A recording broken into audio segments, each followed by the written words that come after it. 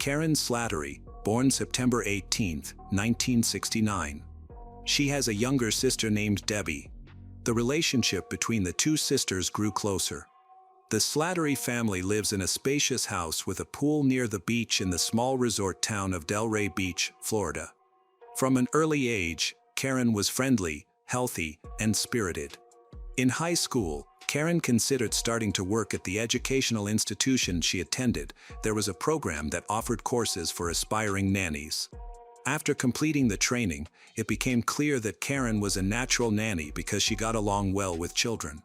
She was even trusted to look after the children of local police officers, making her quite popular and in demand in this field. Around the same time, she discovered a new passion for diving and excelled to the point. At that time, Karen's family lived in one of the safest areas. Not only was it a wealthy community, but outsiders rarely wandered in. However, on Sunday, March 24th, an event unfolded that shattered this ideal life. That day, her mother took 14-year-old Karen off at the Helm family home, where she would care for their two children, ages 3 and 7. The children's parents promised to return around midnight to take Karen home. Around 9 p.m., it was time for the girls to get ready for bed, and by 9:30 p.m., the children were fast asleep. Karen went back to the living room, called a friend to discuss plans for an upcoming trip, and then called a classmate who was also a nanny.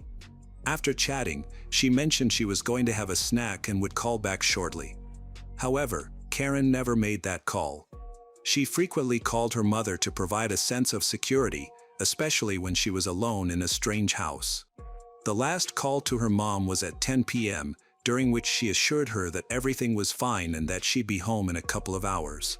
When the children's parents returned home, they immediately noticed that the lights were off throughout the house, even though they typically left lights on when Karen was there.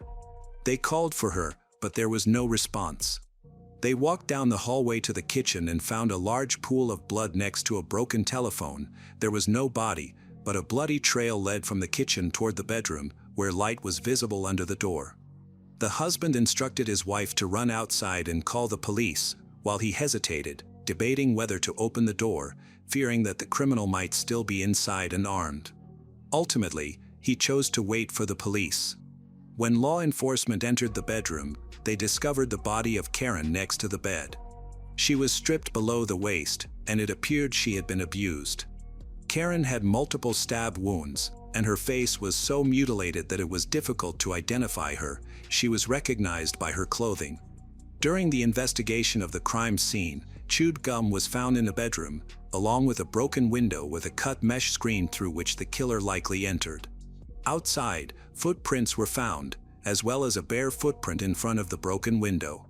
Inside the house, there were also traces of bare feet, suggesting the criminal removed his shoes before entering. The house were examined with luminol, revealing numerous traces of blood. A large quantity of blood was also discovered in the shower, indicating that the killer had used it after the crime. In the kitchen, where the attack had occurred, the most footprints were found, along with a bloody hammer, which was believed to be the weapon used in the initial blow. However, the knife used to mutilate the victim was never found. At first glance, no valuables appeared to be missing. After examining the crime scene, detectives visited Karen's home to inform her parents of the tragic news. It was well past midnight, and her parents were anxiously waiting for her. They could not call the Helms. They assumed Helms were simply delayed and that their daughter would return later, but it turned out to be much worse. This incident shocked the local community. It had always been one of the quietest and safest places in the area. The main suspects initially became the Helms couple. The police searched for any suspicious clues, particularly since the family had moved out of the house just days after the murder. However, this idea was quickly dismissed. It turned out that the family simply could not feel safe in the house. No signs of a struggle were found on the spouses' bodies, no blood stains were present on their clothes, and their footprints did not match the criminals, leading to their exclusion from the list of suspects. After a more thorough examination of the Helms house, it was confirmed that nothing valuable was missing. The only item that could not be found was a pair of leather gloves. Perhaps the criminal used them to avoid leaving fingerprints. The forensic expert determined that Karen received 18 wounds, inflicted by a knife similar to a penknife, approximately 7-8 centimeters long. Her throat was cut 4 times, leaving Karen unable to speak or call for help. Of the 11 wounds, 7 were fatal. The victim rapidly bled to death. The attack was so swift that Karen did not even have time to react or resist the criminal. No defensive wounds were found on her. According to the forensic expert, when she was dragged into the bedroom, she was already unconscious, and the abuse occurred only afterward. The collected samples were sent to the lab for examination, but given the technology of 1984, this process took many months. Karen's funeral took place on March 29, 1984, and many rallied around the Slattery family during that time. The family was heartbroken. The victim's sister, Debbie, was also present at the funeral. Even 40 years later, she recalled how devastating the experience was for her. During the funeral, Debbie, who was an 11-year-old child at the time, thought her sister was just sleeping when she saw her in the coffin. She reached out and touched Karen's nose, at which point she realized that Karen was, in fact, dead. Her mother yelled at her, and this incident at the funeral only worsened Debbie's trauma. No one knew why it happened. Debbie couldn't even sleep, fearing that she might become the next victim of the criminal. Their family was in danger. Local residents were also worried, demanding that the detectives quickly solve the case and find the perpetrator in order to secure the streets of the city. A family friend created a memorial fund intended to raise awareness and gather information. Various fundraising events were held, including charity concerts and sports tournaments, which managed to accumulate $50,000, a significant sum by 1980 standards. This serious reward aimed to help find witnesses who would come forward with valuable information about the tragedy. People were very scared. The number of other crimes had increased compared to the previous year, which sparked true hysteria.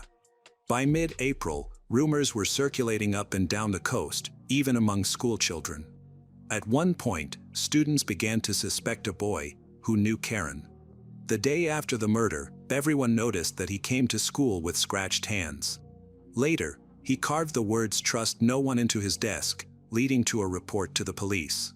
An investigation cleared him of suspicion but provided a new lead, which also turned out to be a dead end. Another possible suspect emerged, Christopher Wilder. He emigrated to the USA from his native Australia in 1971. Throughout the 70s, he was a recurrent suspect in abuse-assault cases. Wilder abducted, abused, and killed girls, including models he lured to photo shoots, claiming at least 12 victims. He used various methods to carry out his crimes, including shooting, stabbing, strangulation, and even electric shock as a form of torture. When police finally tracked him down, a shootout occurred, resulting in Christopher being killed. People were quick to spread rumors that Christopher Wilder had also attacked Karen, as he had been in the area at the time of the crime. This even led to attempts to tighten legislation for abuse offenders. However, it was later confirmed that he was accounted for in Oklahoma on the day of the murder. No one mourned Karen's death more than her father, Eugene. He had already lost a father, mother, and now his eldest daughter was gone. The entire family actively participated in public activities and became part of a group called Parents of Murdered Children. Together with volunteers, they distributed more than 500 posters featuring Karen's image, hoping this would help lead the police to the criminal. Thanks to these efforts, some interesting information did emerge. One witness claimed that on the night of the 24th, a suspicious man was seen walking along the street a few blocks from where Karen was murdered. Unfortunately, this lead turned out to be a dead end due to the lack of details. During this time, the sheriff's department acquired a new laser technology that improved their fingerprint collection process. This device sped up the gathering of evidence and unveiled details that were previously overlooked. Investigators utilized it at the murder scene and successfully collected numerous new fingerprints overnight that had gone unnoticed before. They had just started analyzing this new evidence when another crime occurred 10 kilometers away from the previous murder site on May 29, 1984, just 2 months after the attack on Karen. The police were dispatched to a house in the nearby small town of Boca Raton. Upon arrival, officers discovered a petite 38-year-old woman lying in bed, covered in blood, with a pillow obscuring her face and a disfigured head underneath. The victim, Georgiana Wardens, had been struck with a hammer. The hammer was also found nearby, similar to the case of Karen. Georgiana, born on February 3, 1946, was a divorced mother of two. Georgiana worked hard to support her children. On the day of her death, Georgiana had visited relatives and friends before returning home. She and her children went to bed around 11:30 p.m. Everything seemed normal. The next morning, her eldest daughter, 13-year-old, woke up to the sound of the phone ringing. Normally, Georgiana would answer, but this time there was no response. When the girl went downstairs to answer the call, she decided to check on her mother. When she knocked on the bedroom door without receiving an answer, she entered the room and discovered her mother's lifeless body on the bed, with blood everywhere. Terrified, she called her father. When the father arrived, he contacted the police. Officers found evidence of 2 attempted break-ins at the crime scene. The attacker had tortured, abused Georgiana before showering and leaving, much like the previous case with Karen. A knife was discovered in the room and was sent for examination. Georgiana had suffered 5 stab wounds and multiple blunt force trauma injuries likely caused by the same hammer found at the scene. There were also deep lacerations in her genital area and signs of strangulation on her neck. Forensic experts determined that after receiving her injuries, she likely lived for no more than 5 minutes, and the extreme violence suggested the attacker may have been someone known to her. Investigators checked her ex-husband but quickly cleared him due to a solid alibi. Forensic experts searched the area around the house and found a suspicious package in a vacant lot across the street, containing a pair of bloody sneakers wrapped in a towel that matched items from Georgiana's home. The police requested assistance from neighboring towns that had previously used laser technology to collect fingerprints. In the 1980s, there was no CODIS database, so investigative resources were limited. Detective began analyzing suspicious cases from recent months. He noticed commonalities among the victims, including Karen and Georgiana, who, despite their age difference, shared similar physical traits and both had their faces covered during the attacks. Both crimes occurred with a knife and a hammer being used. On May 22, a young man from Boca Raton, who returned home late one evening to his mother's house, noticed a stranger attempting to break in through the window. He chased after him, but the criminal escaped on a high-speed bicycle. However, the young man managed to catch up with him, forcing the criminal to abandon his bicycle and flee. Before climbing into the house, the assailant had removed his shoes, leaving his sneakers behind. On May 28, another crime occurred. A nearby restaurant was robbed, and a 20-year-old waitress was assaulted and held at gunpoint, with the perpetrator escaping with $600. Law enforcement in both cities worked diligently to find leads to stop this series of crimes. Meanwhile, community activists sought changes in legislation to address these violent offenses. The detective discovered a connection between all these events, but his suspicions needed to be confirmed. She was able to provide a fairly detailed description. The detective compared the sketch he had created with a stack of photographs of criminals known for abuse assaults. Finally, this led to a result. She helped create the sketch identified one of the criminals as Dwayne Owen, a man with an extensive criminal history, multiple convictions for robbery and abuse crimes. Thus, authorities had a prime suspect, but unfortunately, he had gone on the run. On May 30th, a patrol officer noticed a suspicious man leaving the city on a bicycle. The patrol officer stopped him and asked for an identification. He was 23-year-old Dwayne Owen, who was wanted. All the officers had received a bulletin with his photo. At the station, he was fingerprinted, and comparisons with the crime scene evidence confirmed that he was indeed a very dangerous criminal. In addition to his long list of outstanding arrest warrants, he was considered a suspect in the Georgiana Wardens and Karen Slattery cases. The detective interrogated him. Their conversation lasted about 20 hours. During this time, Dwayne never asked for a lawyer.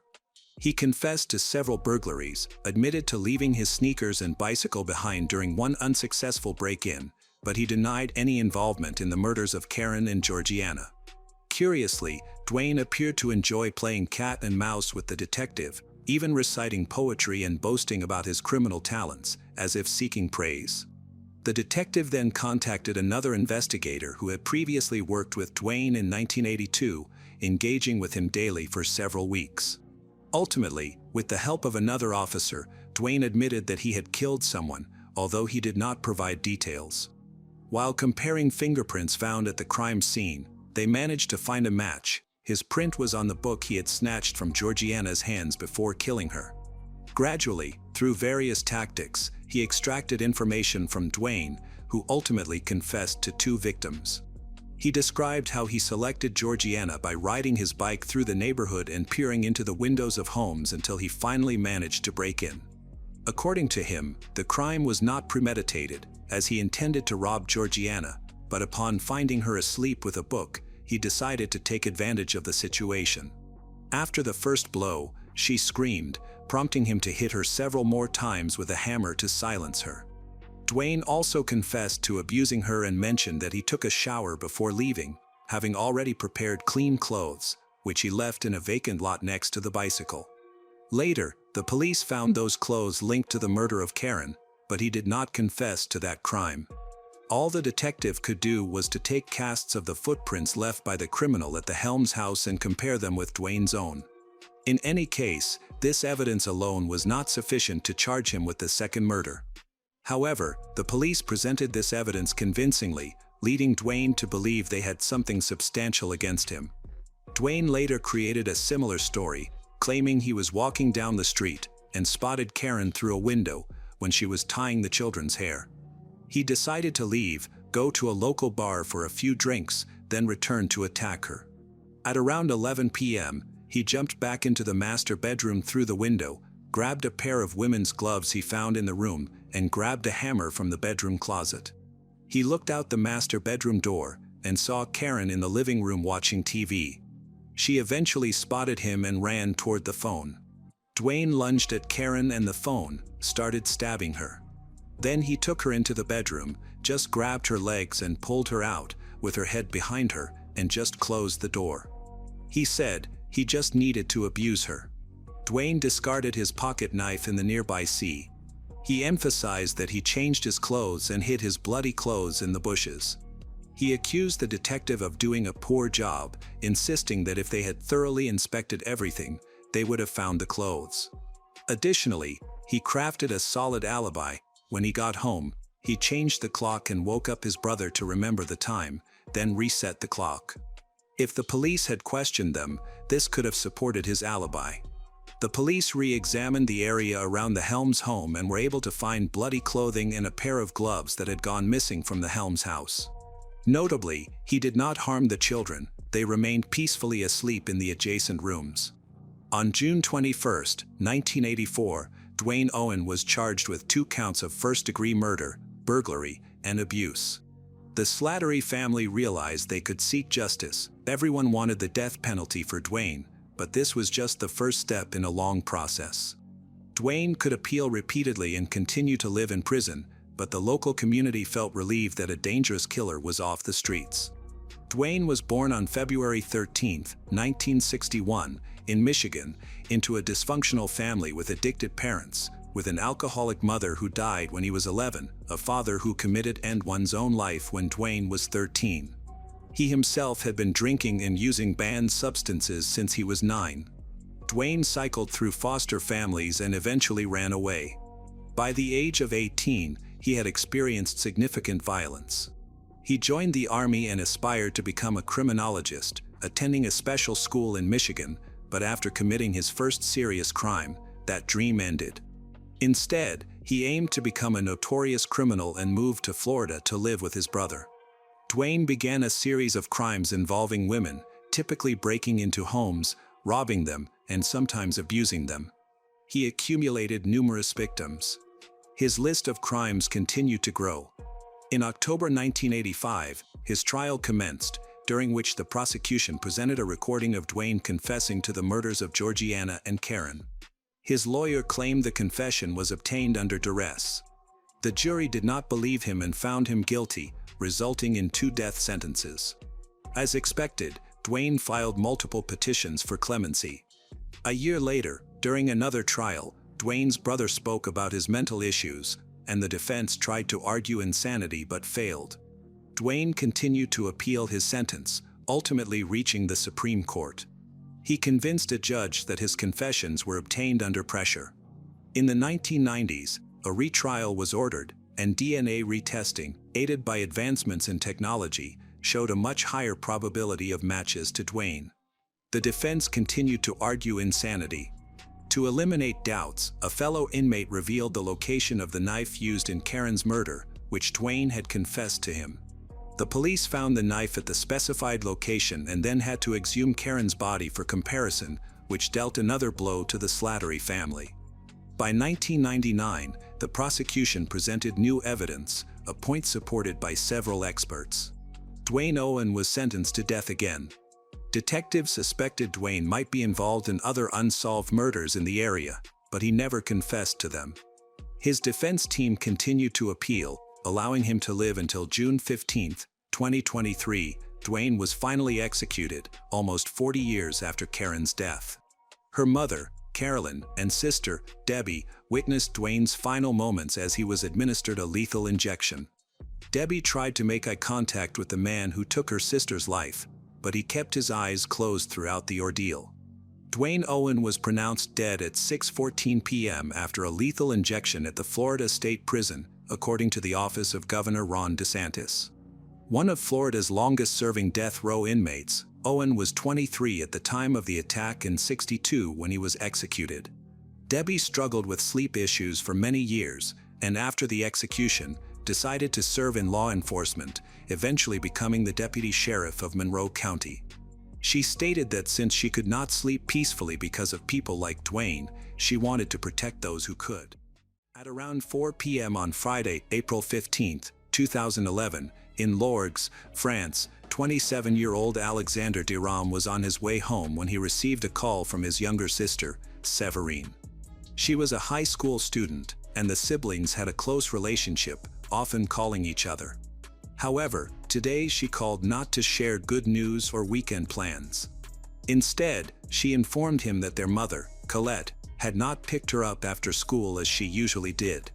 The day before, Séverine had been with their father, who had taken her to school in the morning. She had tried calling their mother multiple times, but her calls went unanswered. This was unusual because their mother was normally very responsible, and there was no reason for her not to come and pick up her daughter. Séverine was worried that something might have happened, such as an accident. She advised Alexander to check the situation and visit their mother's house. Alexander was also worried, so he called his mother several times, but received no response. Finally, he decided to visit his mother's house himself. When Alexander arrived, Séverine was already there, but she was still very anxious, even more than before. She was in the house with the gendarmes, and what they discovered was very concerning. Colette's car was parked in the driveway, the doors were unlocked, and the keys were in the ignition. 52-year-old Colette had vanished without a trace. The keys to the house were also in the car, so Alexander took them and went inside to see what was happening. The house was completely empty, as if she had simply disappeared. The gendarmes quickly began their search for Colette since the situation was becoming increasingly alarming. Initially, they suspected a robbery, but they found that nothing was stolen from the house. The doors and windows were untouched. In the back seat of the car, they discovered Colette's purse, which held all her identification, bank cards, and cash. She could not have left willingly without those items. Tension heightened. Even after 3 hours of searching, there was still no news.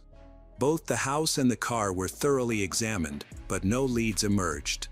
As a result, the search area was expanded to include the outskirts of the town.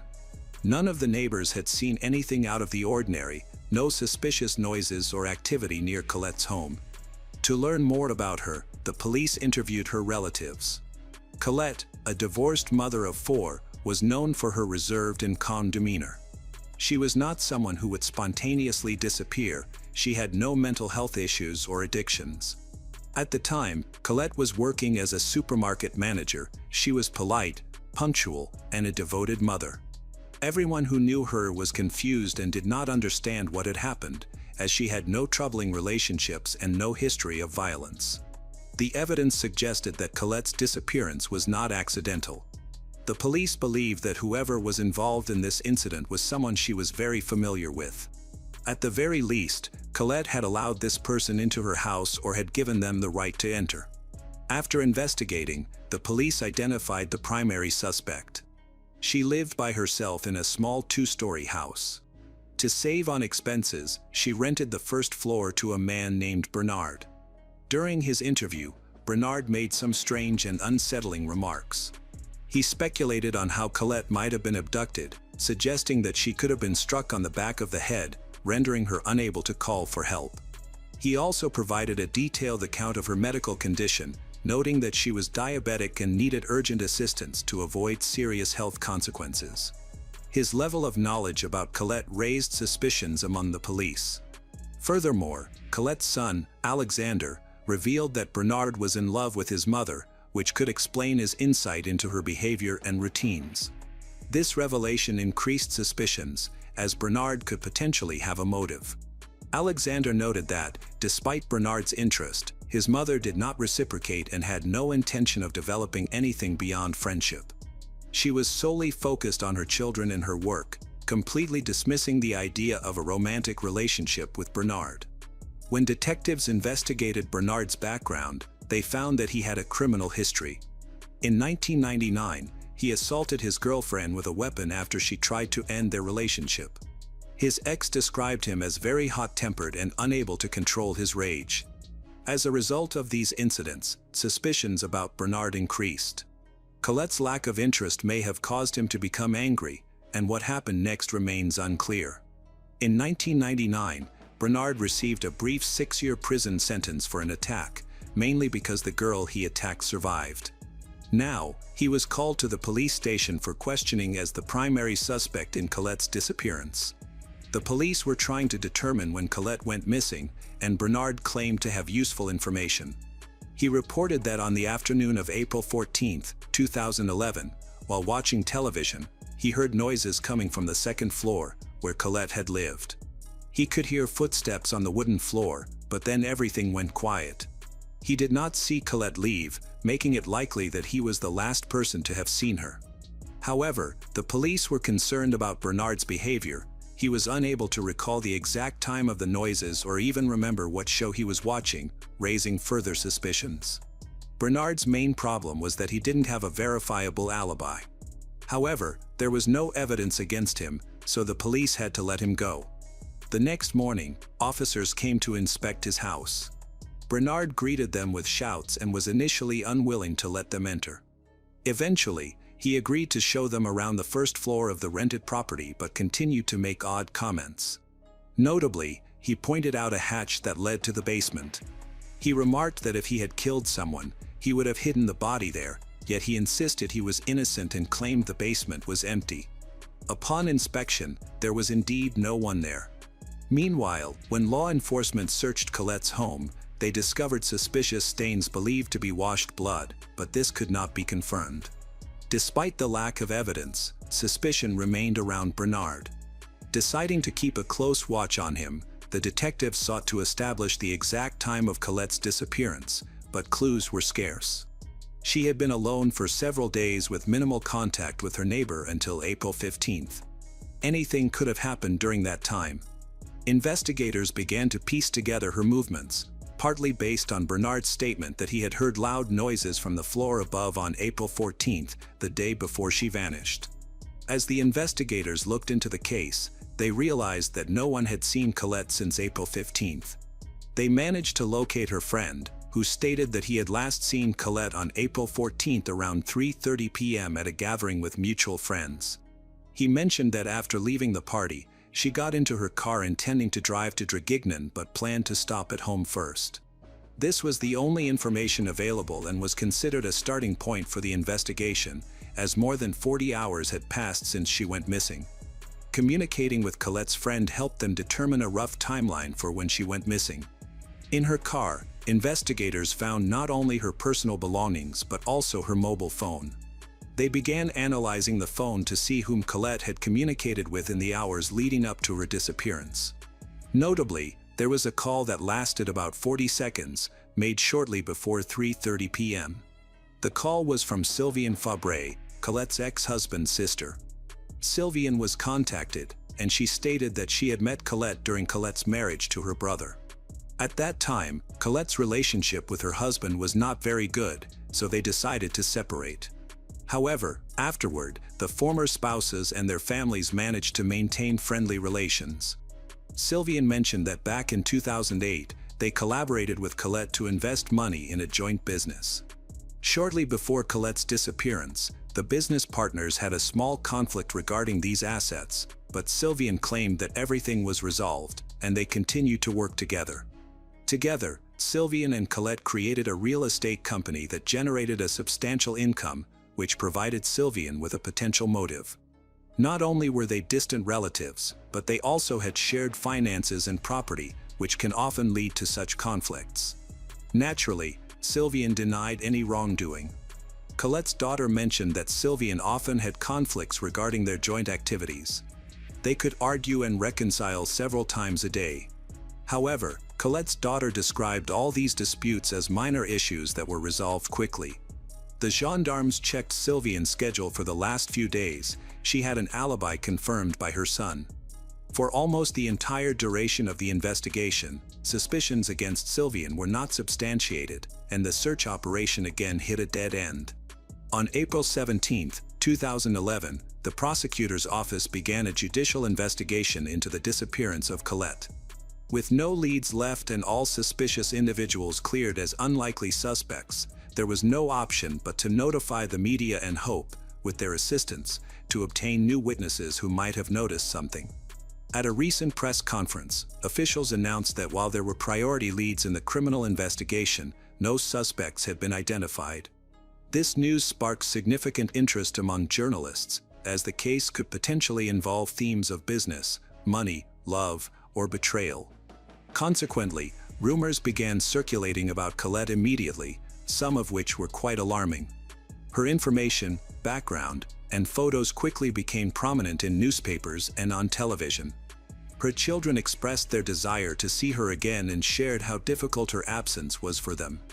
The most concerning aspect was that the critical 48-hour window for finding her alive had already passed, significantly diminishing the chances of a successful rescue. While the prosecutor's office hoped to gather new leads from the public through the media, the police were actively searching the nearby villages. Following the press conference, the search area was widened, and a special investigative unit took over the case. Colette's disappearance began to attract national attention. The media frenzy intensified as they attempted to connect her case with another notorious crime that had recently shaken France. A few days before Colette went missing in early April 2011, 5 members of the Dupont de Ligonnès family, including the wife and 4 children, were found murdered under the terrace of their home in Nantes. The head of the family, Xavier, disappeared shortly after the murders, having been spotted on the outskirts of the city on April 15. Authorities believe Xavier was responsible for the crime, and he was placed on a nationwide wanted list. Notably, the location of the massacre was only 30 kilometers from Colette's home. The media quickly linked these incidents together. The timing coincided with Colette's likely disappearance, raising the possibility that Xavier kidnapped her. An even stranger coincidence was that the Dupont de Ligonnès family lived in a house that Colette had sold in 1992. Xavier was viewed as a respectable citizen, a devoted husband, and a caring father who was engaged in his community and known for his honesty and fairness. However, it later emerged that Xavier was deep in debt at the time he murdered his family. Just days before the killings, he purchased cement, tools, and 4 bags of lime, suggesting he had a motive and was preparing for the crime. Journalists speculated that Xavier may have had a grudge against Colette, but the reason for his potential revenge remained unclear. Rumors spread quickly, with theories ranging from a fraudulent real estate deal to unrequited love. Others suspected it could be part of a planned escape. Xavier could have taken Colette so they could be together again. Witnesses came forward, claiming they had seen Xavier's car near her home. Some even reported seeing him stop in town on April 14th. Although these accounts seemed unlikely, detectives noticed clear connections between Xavier and Colette. This led them to investigate the possibility that the two had escaped together. Consequently, Colette shifted from being seen as a victim to potentially being viewed as an accomplice in crimes that might have involved Xavier's family. However, friends and family of Colette quickly disputed this theory, asserting that she was not capable of cruelty. As detectives explored new leads that emerged almost daily, they became convinced that there was no romantic or conspiratorial link between Xavier and Colette. They began to feel that the similarities between Xavier and Colette were merely coincidental or tragic coincidences. To definitively eliminate this theory, they decided to examine both Xavier's and Colette's mobile phones. They encountered a challenge. Xavier's phone could not be tracked, and there were no calls or messages from Colette's phone to his. After their investigation, they found no evidence of any contact between the two after the sale of the house. Although the theory regarding Xavier was intriguing, it ultimately consumed valuable police time and resources. 3 weeks after Colette's disappearance, any possible link to Xavier was dismissed. Xavier himself was never found, leaving the French police at an impasse. The case has reached a dead end and will not make any progress until at least May 15, 2011. On this day, about 30 kilometers from Lorgues, 2 tourists were returning from a forest hike and taking photos. While using a remote path to capture some scenic shots, they were hit by a strong, unpleasant smell coming from the side of the path. One of the tourists decided to investigate the source of the odor. As the woman approached a pile of stones, the smell intensified and became unbearable. When she moved one of the stones, she discovered a leg protruding from beneath the rocks. The tourists quickly called the police. Within minutes, gendarmes arrived at the location and found the body of a woman in an advanced state of decomposition, making it difficult to determine her gender. Only her clothing provided a clue. The police attempted to identify the victim but were initially unsuccessful. They took photographs of her clothes, accessories, and jewelry, which were then shown to the families of various women who had gone missing in the area. Among those families were the children of Colette. Her daughter and son recognized their mother based on what she was wearing. Although the gendarmes believed they had identified Colette a month after her disappearance, they chose to wait for more conclusive evidence. DNA analysis was necessary to confirm family ties, as appearance alone could not provide definitive proof. Ultimately, the examination verified the police's suspicions. The body was indeed identified as Colette Durand. On May 17, 2011, an autopsy was conducted on the body that had been found at the Forensic Medical Institute. Unfortunately, the condition of the remains was so poor that the exact cause of death could not be determined. The forensic expert did confirm that Colette had not been abused before her death, but it did not help the police make much progress in the case. As a result, the investigation into her disappearance shifted focus to a murder investigation. On June 9, 2011, Colette's body was buried. Law enforcement officers attended the funeral, knowing that criminals sometimes show up at such events to witness the impact of their actions. Some may seek to relive their emotions, while others might derive satisfaction from seeing the grief of the victim's family. Several officers remained in vehicles, while others blended in with the attendees, discreetly observing the proceedings. During this time, the police noted that Sylvian, Colette's business partner and sister-in-law, was missing from the funeral. Although Sylvian and Colette were close, Sylvian's absence raised suspicions. This concern increased a few days later when Sylvian attempted to end her life. Although she survived with minor injuries and poisoning, her actions were alarming. When the police arrived after a call from Sylvian's neighbor, they found Sylvian lying on her couch at home. She was unable to fully express herself, so she was taken to a medical center for assistance. However, the officers did not leave empty-handed. They discovered a lengthy letter addressed to her son, David Perel, which was several pages long. While the letter did not contain explicit confessions regarding her actions concerning Colette, the detectives interpreted it as a potential admission of guilt prior to her death. The police decided to speak with David, and he provided new insights into the troubled relationship between Sylvian and Colette. He believed that shortly before Colette's death, she and Sylvian had experienced a serious conflict related to their shared business. Intrigued, the detectives asked David to recount his activities on April 14th. He described the daytime as uneventful, but his account of the evening was much more compelling. On April 14th, at around 10 p.m., Sylvian asked David to drive her to Colette's house to discuss some important business matters. Her own car was broken, so she turned to him for help. However, on their way, his car also broke down a few kilometers from home. Despite the rain, they decided to walk back instead. He took the car battery with them, and together they returned in an attempt to fix the car. On the night Colette disappeared, this mother and son spent hours in the rain attempting to repair a car left outside the city. The gendarmes suspected that David was trying to create a questionable alibi to explain his absence from home. This suspicion was further fueled by Sylvian's initial statement to the detectives, in which she claimed she had spent the previous days at home. It seemed implausible that she could forget such a significant event. When Sylvian regained consciousness in the medical center, her account of the events changed. Her new story mirrored what her son had previously told, including all the important details.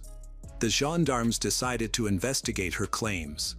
They found that on the night of April 14th to 15th, there was no rain in the area. Additionally, it was odd that Sylvian and her son were unable to flag down a passing car for a ride home. Why did they walk so far while carrying a battery with them? The road's vehicle monitoring system revealed that approximately 5 cars passed by during the time they were walking home. It seemed unlikely that none of these drivers would have stopped to assist them in the rain. This raised suspicions that David and Sylvian were hiding something and might be involved in the death of Colette. Unfortunately, there was no physical evidence to support these suspicions. As a result, the decision was made to keep a close watch on them over the next few months.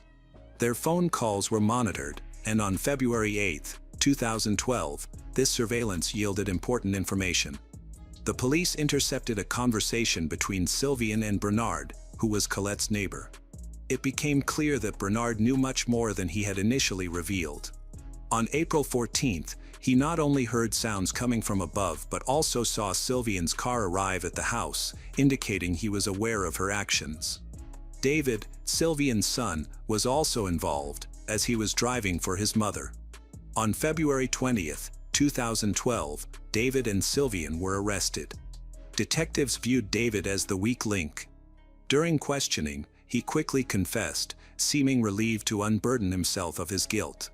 He revealed that on April 14th, they arrived at Colette's home around 3:30 p.m. Afterward, Sylvian lured her into a barn behind the house.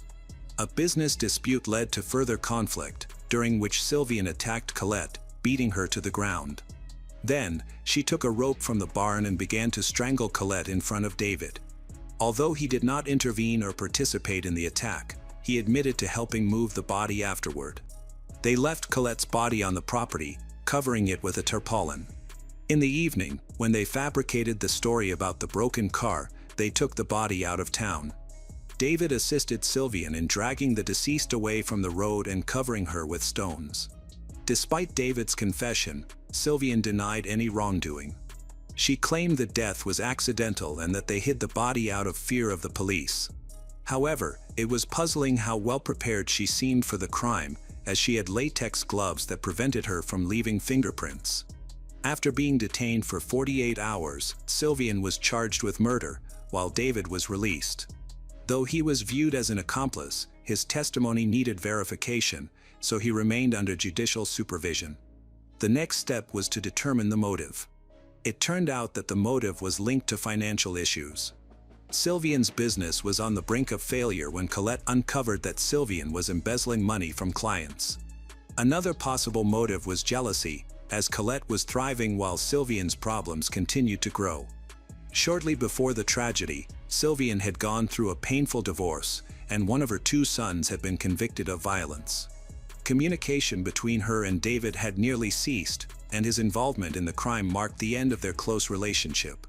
On January 21, 2014, David was charged in court with the murder of Colette.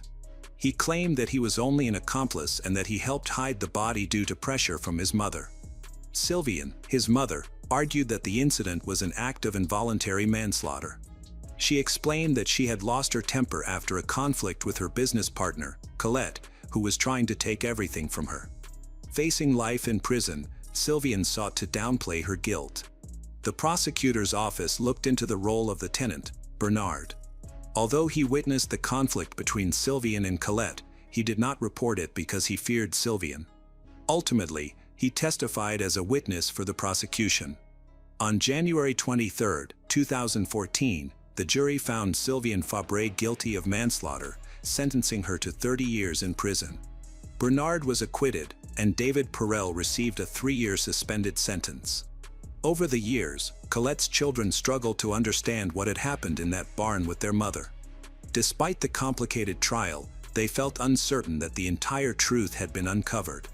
They were unhappy with the court's verdict, believing that Sylvian had committed premeditated murder but had received a lenient sentence. Additionally, they felt Bernard was more involved than he had admitted and had evaded responsibility for the crime. The case of Colette Durand is a tragic and mysterious story that leaves many unanswered questions for her family and the community. Colette, a devoted mother, suddenly disappeared, leading to a lengthy investigation filled with suspicions of love, money, and betrayal. Ultimately, the truth was revealed through David's confession and Sylvian's sentencing, but was justice truly served? Bernard, the neighbor with a murky past, remains a significant question mark as he evades all charges. For Colette's children, the pain lies not only in losing their mother but also in the feeling that the secrets surrounding their mother's death may be buried forever. The Jacobson family seemed to have it all: wealth, success, and a beautiful home in Wellington, Florida. They appeared to be the ideal loving family. However, appearances can be misleading. Behind the facade of their perfect life lay a much darker reality. What was meant to be a joyful birthday celebration for their 2 young boys turned into a devastating event, leading to a tragedy so profound that the entire nation would remember their names. To fully grasp this story, we need to go back to 1989 when Neil Jacobson met Frankie at a gym in Bayside, Queens, New York, where they both lived and worked. They are ambitious and successful in their careers. Frankie was making her mark at Lehman Brothers, a leading firm in finance, while Neil had established his own boutique firm on Long Island. They were young, driven, and aspiring to achieve the American dream. Those who knew them praised their relationship as one filled with deep admiration and affection. Frankie was entirely devoted to Neil. In turn, he was seen as a charismatic and kind man with immense potential. Within his family and social circles, he was often regarded as a golden boy, intelligent, charming, and seemingly unstoppable. Together, Neil and Frankie appeared to be the perfect couple. They soon took the next step in their relationship by getting married and moving into Neil's home in New Jersey. Transitioning into married life was easy for them. Together, they created a comfortable, rewarding life filled with shared interests and adventures. They did everything, enjoying activities like biking, scuba diving, and weekend trips to the countryside, which helped strengthen their bond. To an outside observer, their life seemed perfect. However, amidst their seemingly ideal marriage, they felt something was missing: children. They desperately wanted to start a family, but the path to parenthood was challenging. For years, they endured the painful reality of infertility, going through multiple fertility treatments that brought both hope and disappointment. Despite the emotional toll, they remained determined. Finally, in 2003, after many struggles, their dreams came true when they welcomed twin boys, Joshua and Eric. With their lives already comfortable, Frankie and Neil experienced happiness beyond what they had ever imagined. Their family felt complete, and they thrived both personally and professionally. Neil's parents, Harold and Goldie Jacobson, moved from New Jersey to Florida in 2000. Although they loved their new home, they missed being close to their son and his family. They often expressed their frustration about the distance and wished for more time with their grandchildren. In 2005, Harold was diagnosed with cancer, and his health deteriorated rapidly, making it impossible for him to travel to New Jersey. This situation was a turning point for Neil. Being far from his father during such a critical time was too much to bear. He decided to move his family to Florida to be closer to his parents. Before the move, Neil had already started investing in real estate in Florida. He bought a pre-construction condo in Lantana and then a second one shortly after. Real estate quickly became an obsession for him, leading to the purchase of a third condo. Despite recognizing that he was stretching himself financially, he was drawn in by the booming market. Frankie, however, was concerned about his investments and questioned their practicality. Nonetheless, Neil was resolute in his decision and was not willing to change his plans. With his properties piling up in Florida, Neil began pushing Frankie to relocate. She was resistant, hesitant to leave behind the life they had built in New Jersey. She loved their home, their community, and the stability they had created. But as time passed, the financial strain of maintaining their New Jersey home became overwhelming. Eventually, Frankie reluctantly agreed to the move. The Jacobsons officially settled in Florida, eager to start a new chapter close to family. However, things did not go as planned. Neil had hoped to sell their New Jersey home before the move, but the market wasn't in his favor. Just 2 months after they arrived in Florida, tragedy struck. Harold Jacobson passed away. The loss of his father devastated Neil in ways he hadn't expected. He had uprooted his entire life to be closer to Harold, only to lose him so soon after arriving. The grief weighed heavily on him, and his mother, Goldie, later revealed that Neil had struggled with his mental health from a young age. She recalled that as a teenager, he had been diagnosed with obsessive-compulsive disorder, an issue that had plagued him for years. Doctors had noted that Neil had an overwhelming desire to be the perfect child, a pressure that followed him into adulthood. As the years passed, his struggles with anxiety only grew, and soon, things took an even darker turn. The Great Recession hit Florida hard, and Neil, who worked as a mortgage broker. The real estate market collapsed, and the once thriving business that had allowed him to invest so freely was now crumbling beneath him. The financial security he had worked so hard to build was slipping away. As the weight of his losses grew heavier, so did the cracks in his once stable world. The Florida condos he had invested in before relocating were quickly turning into a financial nightmare. Burdened with subprime mortgages, their payments increased month after month, stretching his resources thin. At first, Neil had convinced himself that things would turn around. He had always been a problem solver, always finding ways to make things work. But this time, no amount of determination could keep the walls from closing in. With little to no work coming in, and 4 separate mortgages draining their finances. At first, Neil and Frankie tried to hold on, dipping into their savings to stay afloat. But as time passed, their financial situation only worsened. Bills piled up, debt collectors began calling, and the stress of trying to keep everything together was pushing Neil to his limits. Desperate for a solution, he started making risky financial decisions, one bad choice after another, each one digging them deeper into a hole. He chased after risky investments, sought out loans, all in a futile attempt to stop the inevitable collapse.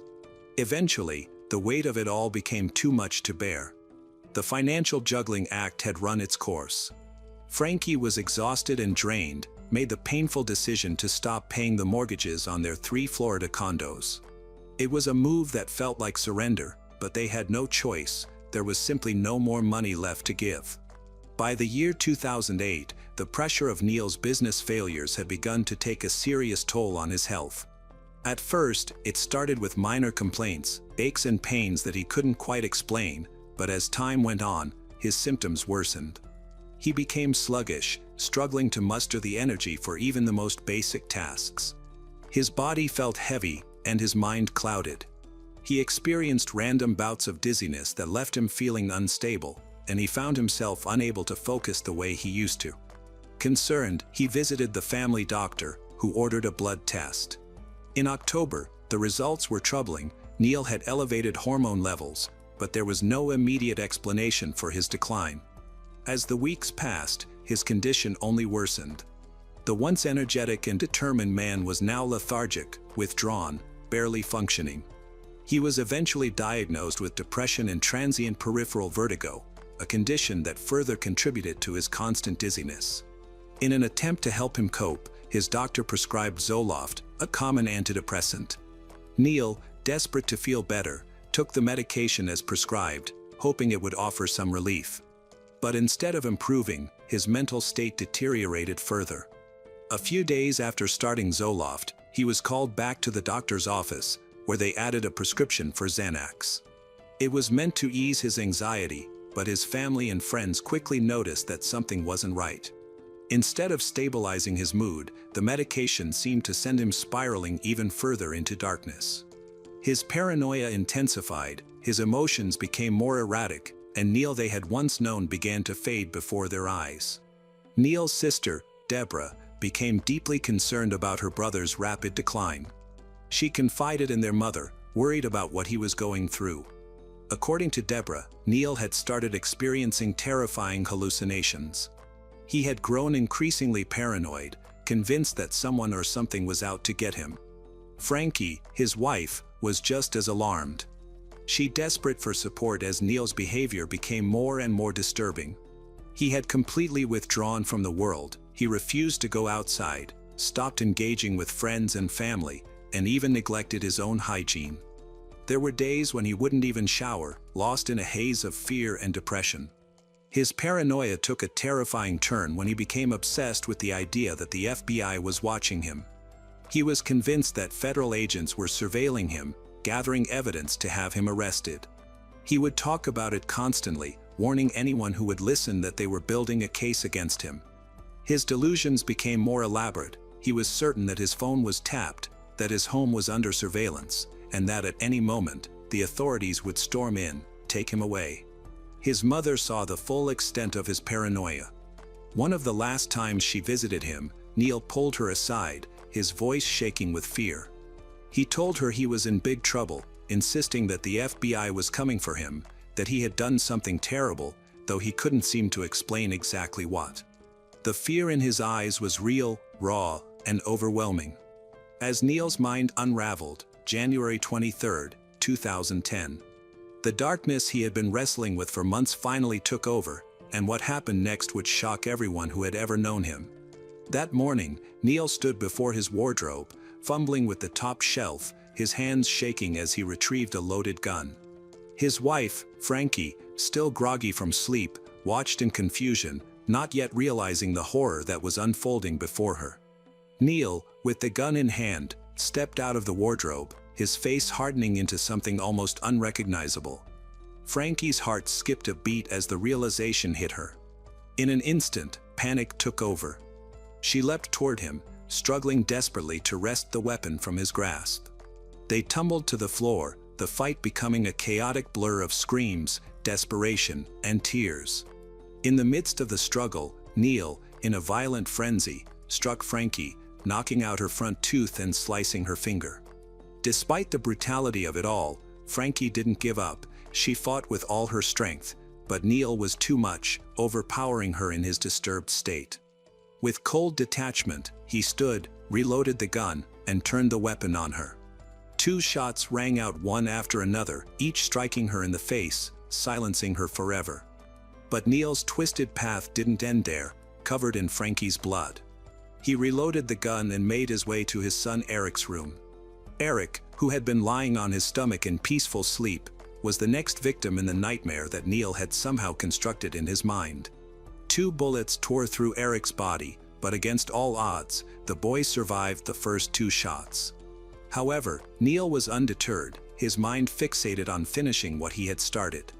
He grabbed a pillow and pressed it over Eric's face, ensuring his son wouldn't survive. 2 more shots, and Eric was gone. The house was eerily still now as Neil moved toward the next room, where his youngest son Joshua was sleeping. Joshua, blissfully unaware of the carnage around him, lay curled in his sheets. Neil's actions were methodical, almost as if he were following a script. He covered his son's face with a pillow, silencing him with 2 shots to the face.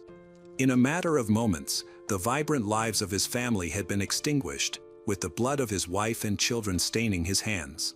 Neil walked to the bathroom and turned on the shower. He stood under the water, numb, as if washing away the sins he could no longer escape. When the shower ended, he dressed, swallowed a cocktail of Vicodin and Xanax, in a haze, left his home. As he drove, The pills began to take effect, making him groggy and disoriented. Less than a mile from his mother's house, Neil passed out behind the wheel, swerving off the road and coming to a stop in the grass. Neil had initially planned to kill his mother next before taking his own life. But in his twisted state, something inside him held him back. He later told the police that when he was at home, standing in a living room, he thought about going to heaven to be with his father, but he couldn't leave his mother alone, so he planned to take her with him. Thankfully, he never made it to her house. When the police found him, Neil was disoriented, barely conscious, and gripping the gun beside him. As they approached, he muttered, "I killed my family," in a dazed and broken voice. The investigation raised many questions. Was Neil a victim of the side effects of his medications, or had he planned this horrific act all along? A suicide note found later suggested that Neil may have been preparing for this moment, leaving many to wonder whether he was driven by his medications or if he had, at some point, simply snapped. His attorney's defense centered around his mental state. They argued that he had been suffering from severe depression, anxiety, and paranoia, all of which had been worsened by the medications he was taking.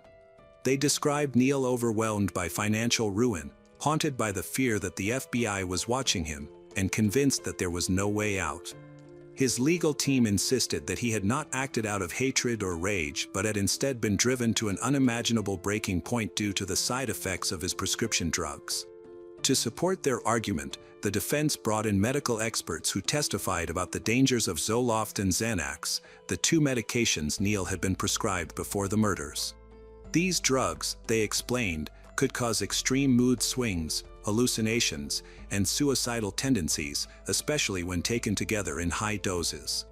Neil's behavior before the killings, his paranoia, delusions, and refusal to leave the house, was presented as clear evidence that he had lost his grip on reality. His lawyers pushed the narrative that Neil had been a loving father and husband, a man who had never shown any signs of violence before, making it hard to believe that he had killed his family intentionally. But the prosecution had a different story to tell. They painted Neil not as a victim of medication but as a desperate man who had methodically planned the murders. They argued that his financial troubles had reached a boiling point, and that instead of facing them, he had chosen to take his family's lives in an act of ultimate control. They pointed to the way he had executed the killings, retrieving his gun, reloading it multiple times, and ensuring that no one survived. To them, this was not the act of a man lost in a haze of confusion but one who had made a deliberate and calculated decision. One of the most compelling pieces of evidence against Neil was the suicide note found in his home. The note indicated that he had thought through his actions and accepted what he was about to do. It wasn't the frantic scribblings of someone in the middle of a psychotic episode. It was organized, reflective in the prosecution's view, proof of premeditation. If he had truly been unaware of his actions, why would he have left behind such a message? The prosecution also called witnesses to testify about Neil's behavior leading up to the murders. His sister, Deborah, had noticed a dramatic shift in his personality. He had become increasingly paranoid. His wife, Frankie, had confided in Deborah that Neil was no longer the man she had married. He had stopped showering, refused to leave the house, and seemed trapped in his own mind. While the defense used these accounts to argue that Neil was suffering from a mental breakdown, the prosecution used them to show that there had been warning signs, signs that should have led Neil to seek professional help instead of resorting to murder. Neil's mother, Goldie, also played a heartbreaking role in the trial. She had been one of the last people to see him before the tragedy. She recalled how Neil had told her, "Mom, I love you, no matter what happens." The courtroom fell silent. At the time, she hadn't thought much of it, but in hindsight, it was clear he had been preparing for what he was about to do. Goldie, who had always seen her son as a kind and loving man. She struggled to reconcile the Neil she knew with the one on trial for murder.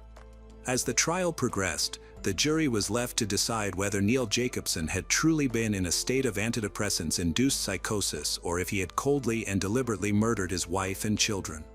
The prosecution emphasized that Neil had made a series of conscious choices, loading his gun, aiming at his loved ones, and pulling the trigger multiple times.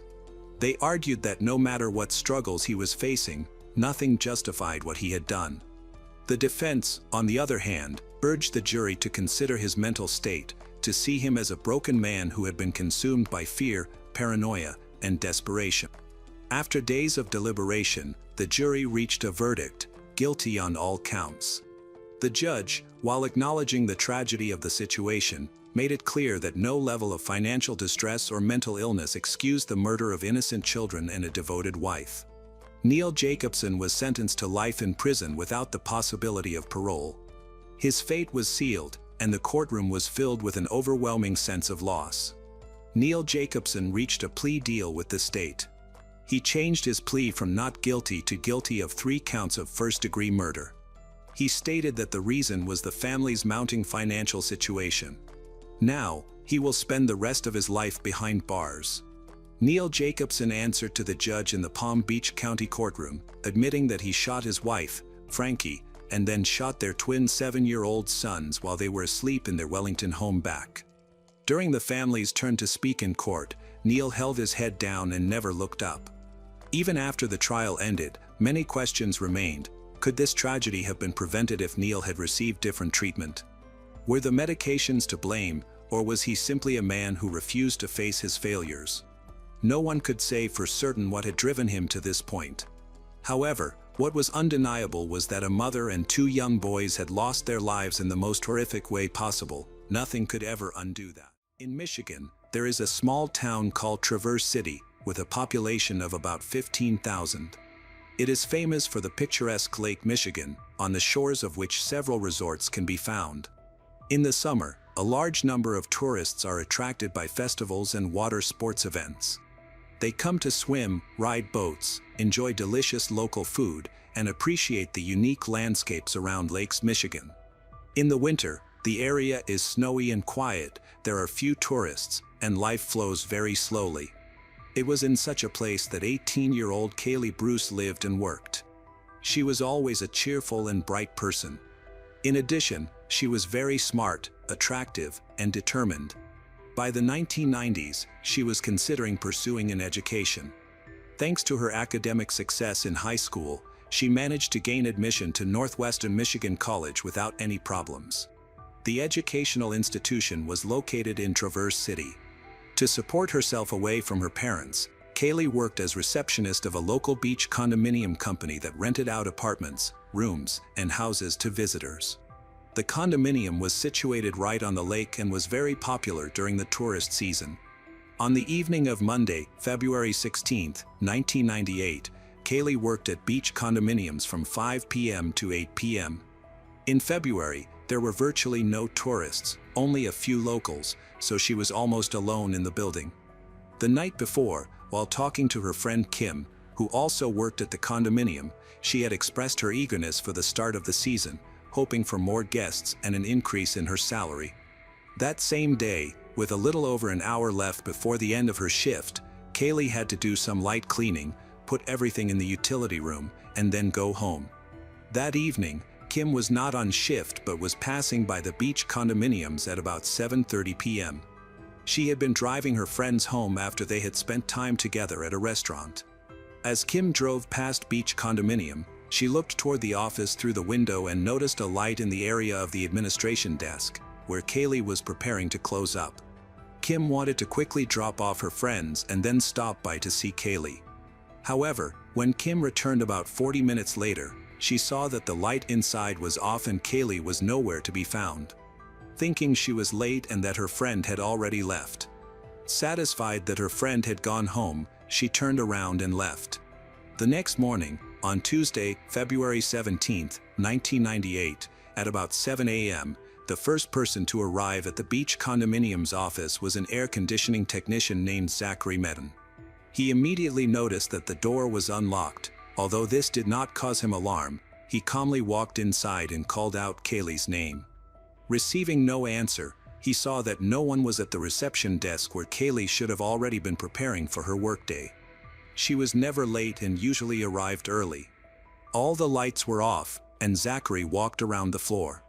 He noticed a glimmer through the crack of a door and decided to investigate further. When he got closer, he saw suspicious red stains near the threshold. It was unclear what it was, but when he opened the door, he realized the horrendous nature of the scene. In horror, Zachary ran away and immediately called emergency services at 911. When the police arrived, Zachary could barely speak, looking emotionally traumatized and barely holding back tears as he described the situation. The scene found in the utility room was soon deemed one of the most horrifying crime scenes in local law enforcement history. In the small room, where household appliances and cleaning supplies were stored, there was blood everywhere, on the walls, even the ceiling. In the middle of the room was the mutilated body of a girl. The victim was Kaylee Bruce, the 18-year-old employee. Next to her body lay all the broken pieces, with shards of plastic and metal covered in dried blood, as well as particles of scalp and hair. Kaylee was found naked, with one of the power cords from an iron wound tightly around her neck, cutting into her skin and crushing her larynx. According to the medical examiner's report, the victim had 19 deep lacerations that cut down to the bone. Her skull was crushed from numerous blows, fractures of the vault and facial bones were found.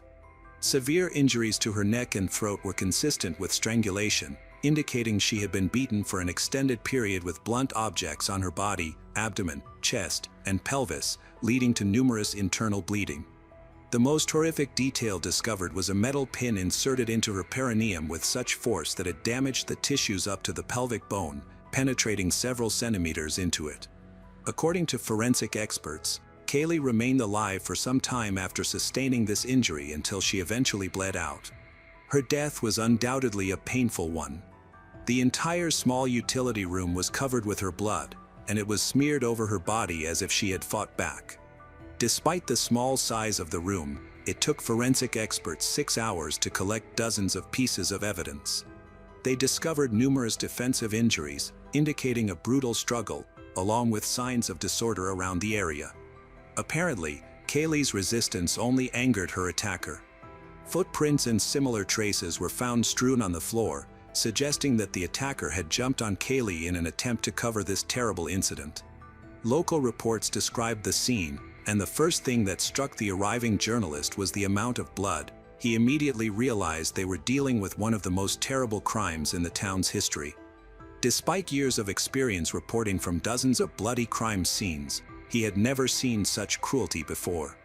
He labeled the criminal a real monster and couldn't comprehend what could drive someone to commit such an atrocity against an innocent 18-year-old girl. Kaylee Bruce died at about 8 p.m. the previous day. It is possible that when Kim was standing outside the office, her friend was already beyond help. She herself miraculously avoided a collision with the killer. Kaylee's family was shocked by such a brutal murder and could not understand who could wish harm to such a sweet girl. Relatives, friends, and acquaintances told detectives that Kaylee was a very nice and kind person. No one had ever heard anyone speak badly of her. It was hard to imagine that someone would have a motive to attack her. Some items were missing from the crime scene, but nothing significant, so the theory of a robbery gone wrong was not considered.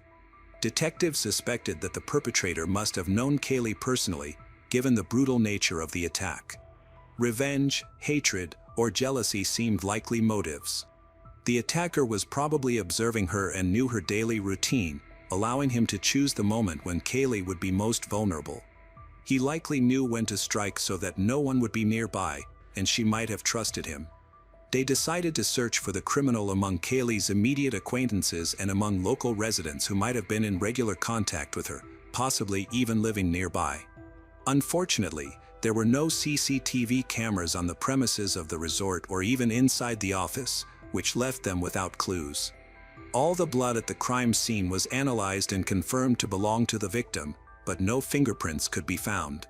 It was clear that the perpetrator had some criminal experience. He was probably wearing gloves or had carefully erased all traces of his presence. The forensic team collected more than 100 pieces of evidence from the small utility room. The only trace left by the aggressor were boot prints found on the body and the bloody floor. Forensic experts used a special substance that allowed them to obtain a clearer pattern of the shoe's sole along with all the small details. When the police received a full footprint, they assessed the killer's size. He had to be a tall, strong man who wore large shoes. The print had a clear tread, resembled work shoes. Detectives visited local stores to find a similar pair and discovered that the prints matched shoes from a brand called Pajar. When combined with the prints found on Kaylee's body, they turned out to be identical, leading to a person who likely used specific clothing. The young man who worked in the condominium quickly attracted the authorities' attention, Zachary Medden, who discovered the body and reported it to the police. Detectives were alarmed that he had gone to the police to report finding the body. This was a tactic sometimes used by murderers hoping to remove suspicion from themselves and gather information about the progress of the investigation. Zachary was taken to the station for an official interrogation to verify and exclude him from the list of suspects. He was still visibly shaken by what he had seen, struggling to control himself, and appeared sincere. Zachary voluntarily allowed his car to be searched. The investigation had reached a dead end, with no valuable information emerging and all suspects cleared. The excitement in a local community was reaching its peak. It became almost impossible to buy a regular pepper spray for self-defense, as supplies were quickly depleted. The main customers were schoolgirls and female students, afraid to walk alone or go out at night. One of the detectives arrived at the college dormitory where Kaylee studied, and witnesses reported several suspicious young people who had already checked in there. They needed to be checked. In the end, it turned out that they were not involved. The detectives spoke to their friend Kim, who knew Kaylee better than anyone else in the city. She said that shortly before the murder, Kaylee had broken up with her boyfriend, whose name was Dylan. They broke up and started dating again. As far as Kim knew, they had broken up again, but Dylan desperately tried to renew contact with Kaylee. He was obsessively persistent, even manipulative. They talked to him just 2 days after the murder. Dylan worked with heating, air conditioning equipment and serviced the units. They immediately noticed that he had boots of the brand Pilar, similar in size to the footprints found at the crime scene. Dylan had several pairs of the same brand, which were immediately sent to the laboratory for examination. However, no traces of blood could be found on them. Of course, he could have had other similar boots that he got rid of after the attack, but no matter how hard the police tried, they could not find any evidence against Dylan. Additionally, he had a reliable alibi, so he was excluded from the list of suspects. The killer could now be tens or even hundreds of kilometers away from the condominium, but the degree of cruelty suggested great hatred or sadistic inclinations. They were looking for all criminals prone to attacking women who had recently been released from prison and lived in the area. However, all efforts were in vain. During the inspection of the hill, a small metal rod was found. It was a part of a car tire valve. On it, they found Kaylee's blood and several hairs that did not belong to her. One of them had an entire follicle, which allowed them to create a DNA profile of the probable criminal. Hopes for this were still low as the technology at the time was not yet perfect. In any case, this version needed to be checked, and that took time. They decided to use all the meager materials available to them. They organized a press conference and appealed to the public. The key moment on which they focused was the problem of numerous false statements. People contacted the police station, and all leads were checked. One person who contacted them was a local resident who worked as a presenter at a radio station. His name was John Chandler. He immediately noted that his information could help find the criminal. On February 26, 1998, 10 days after the murder of Kaylee and following the press conference, John went to change the tires on his car. Near the resort area, there was an industrial park and a tire factory that he visited. While in the waiting room, he accidentally overheard the manager talking to the rest of the staff, trying to find one of the workers. The employees were discussing that a technician had not shown up for work and had not been seen for several days. They had all seen the press conference, so they suspected something was wrong. There were rumors that the missing man had a very bad character. One colleague mentioned that a day after the murder of Kaylee, he had seen this technician wearing boots of the brand Pajar, which had suspicious dark spots. A day later, he bought himself new shoes and did not wear that pair again. After hearing all of this, John immediately called the police station to request that they check this tip. He felt that this information was very important, and the detectives were convinced of its significance. They went to the tire factory. The manager immediately admitted that John's words were true. Colleagues that morning had discussed one of the employees of the organization, who turned out to be 25-year-old Kevin Holzer, the son of the director of the company. Several employees confirmed that he always wore large-sized pajar boots while on shift. A few days after the murder, he had a new pair. After examining the area where Kevin usually worked, detectives noticed that small metal rods from tire valves were lying around on the floor. They looked very similar to the evidence from the crime scene. Local workers confirmed that these rods often flew off when changing tires. Now the police were sure that John's statement was leading them in the right direction. Their suspicions only grew stronger when they found out that Kevin had been renting a room in beach condominiums where Kaylee worked for 6 months. He had the opportunity to observe her, calculate her daily routine, and choose the right time when she would be alone. In fact, Kevin spoke with investigators as early as 8 a.m. on February 17th, when Kaylee's body was found. He was the only one who did not ask what had happened, which seemed strange. Kevin claimed he had quickly gone to work at the plant.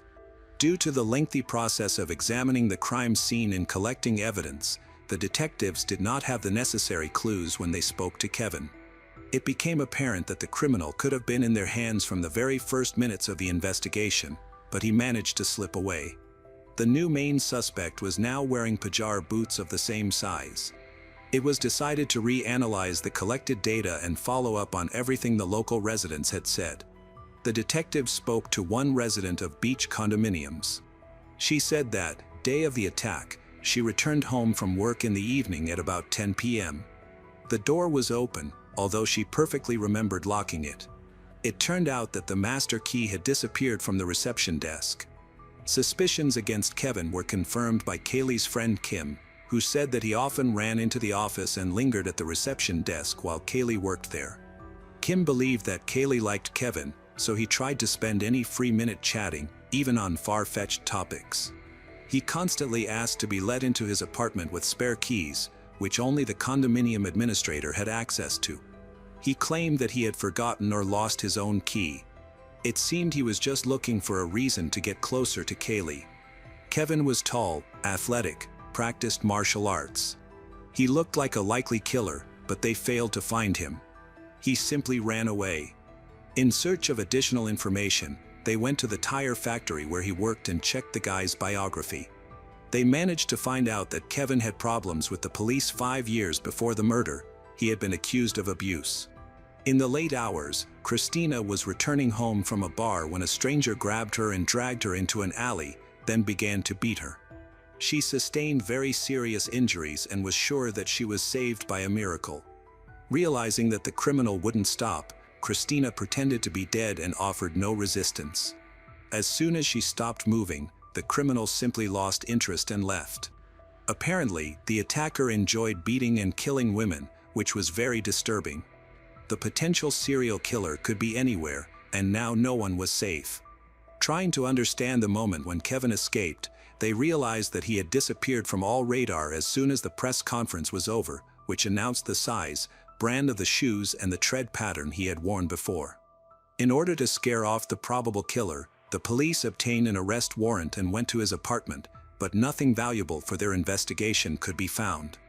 There were no bloody shoes or clothing, and they even checked the drains in the bathroom, but found no traces of blood. This puzzled the detectives. Around the same time, a friend named Mike contacted the police station. He was very worried and said that he might know where to look for Kaylee's killer. Just before this, he and his friend, Kevin, had spent Friday night at a club. They were drinking and chatting after a new press conference had been held. Detectives got a warrant for Kevin's arrest. During the party, Mike's phone rang. On the other end was another friend who asked where Kevin was, that the main suspect in the murder who was sitting across from Mike. Kevin became noticeably nervous, but Mike managed to say that his girlfriend had called and asked him to come home. Kevin did not suspect anything and said it was time for him to go.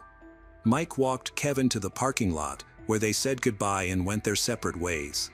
As soon as Kevin disappeared from sight, Mike immediately called the police station, providing a description of Kevin's car and clothing. Mike had said he was heading south but gave no exact directions. Kevin was driving a noticeably gold-colored car, which was quickly tracked down. Detectives arrived at the parking lot, but the car was abandoned, and Kevin was not there. It seemed he had managed to escape punishment again. The police spoke to the guard, who admitted that he had talked with Kevin for a long time before Kevin fled. He reportedly headed to Indiana and planned to use the train.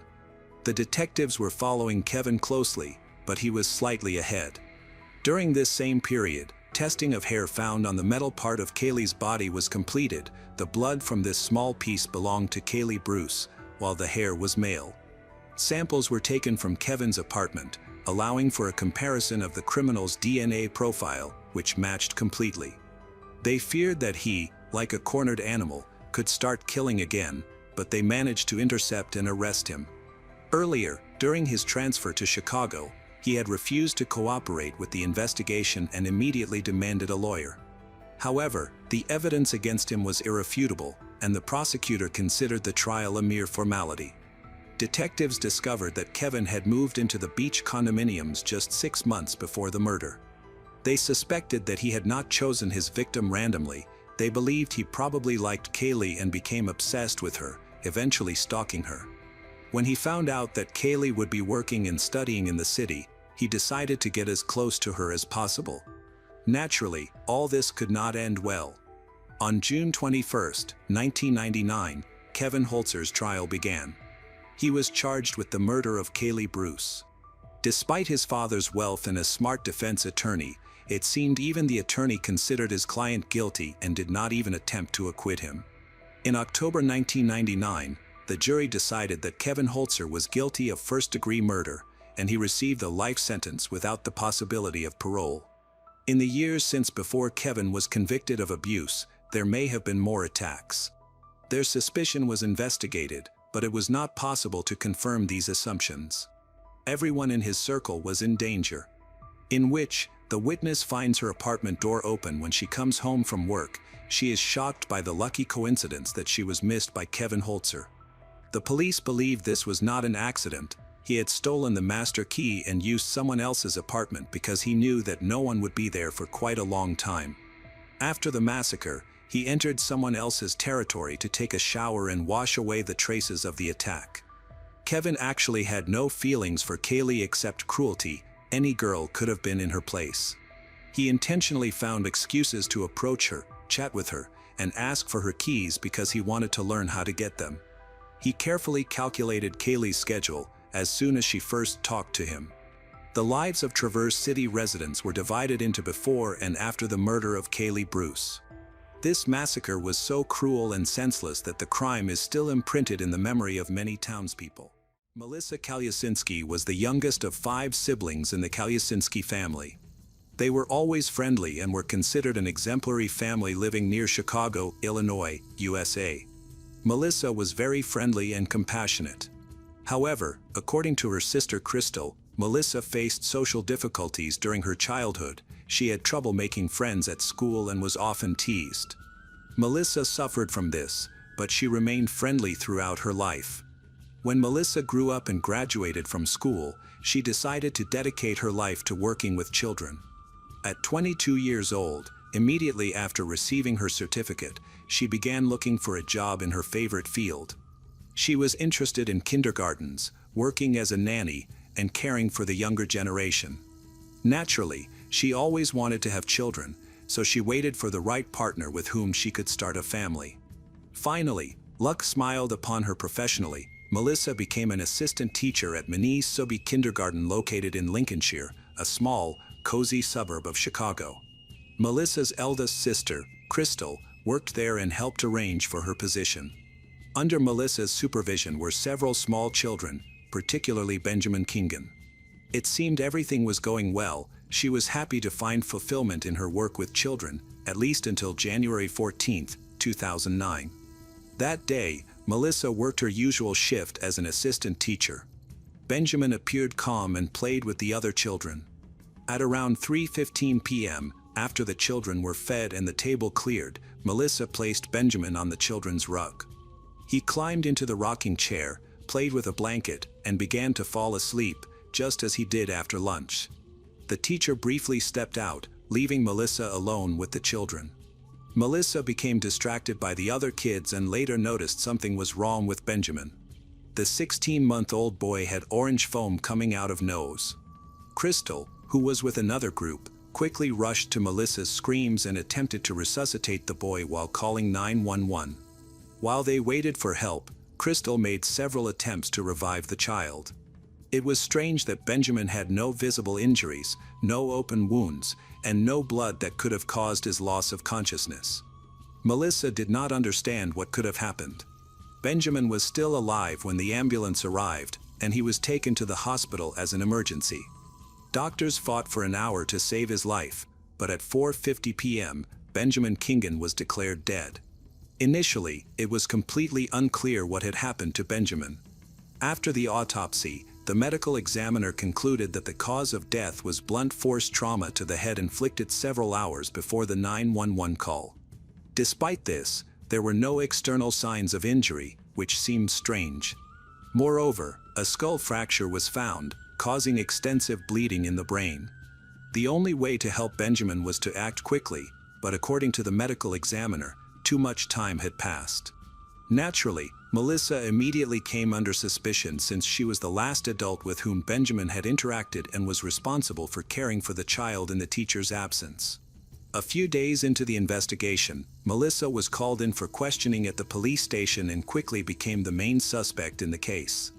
From the very beginning, she denied any involvement and claimed that she had no idea what had happened. However, the detectives were serious and considered her guilty of murder. The interrogations lasted 9 hours. Exhausted, Melissa eventually admitted that she had thrown Benjamin on the floor, claiming he probably died from a blow to the head.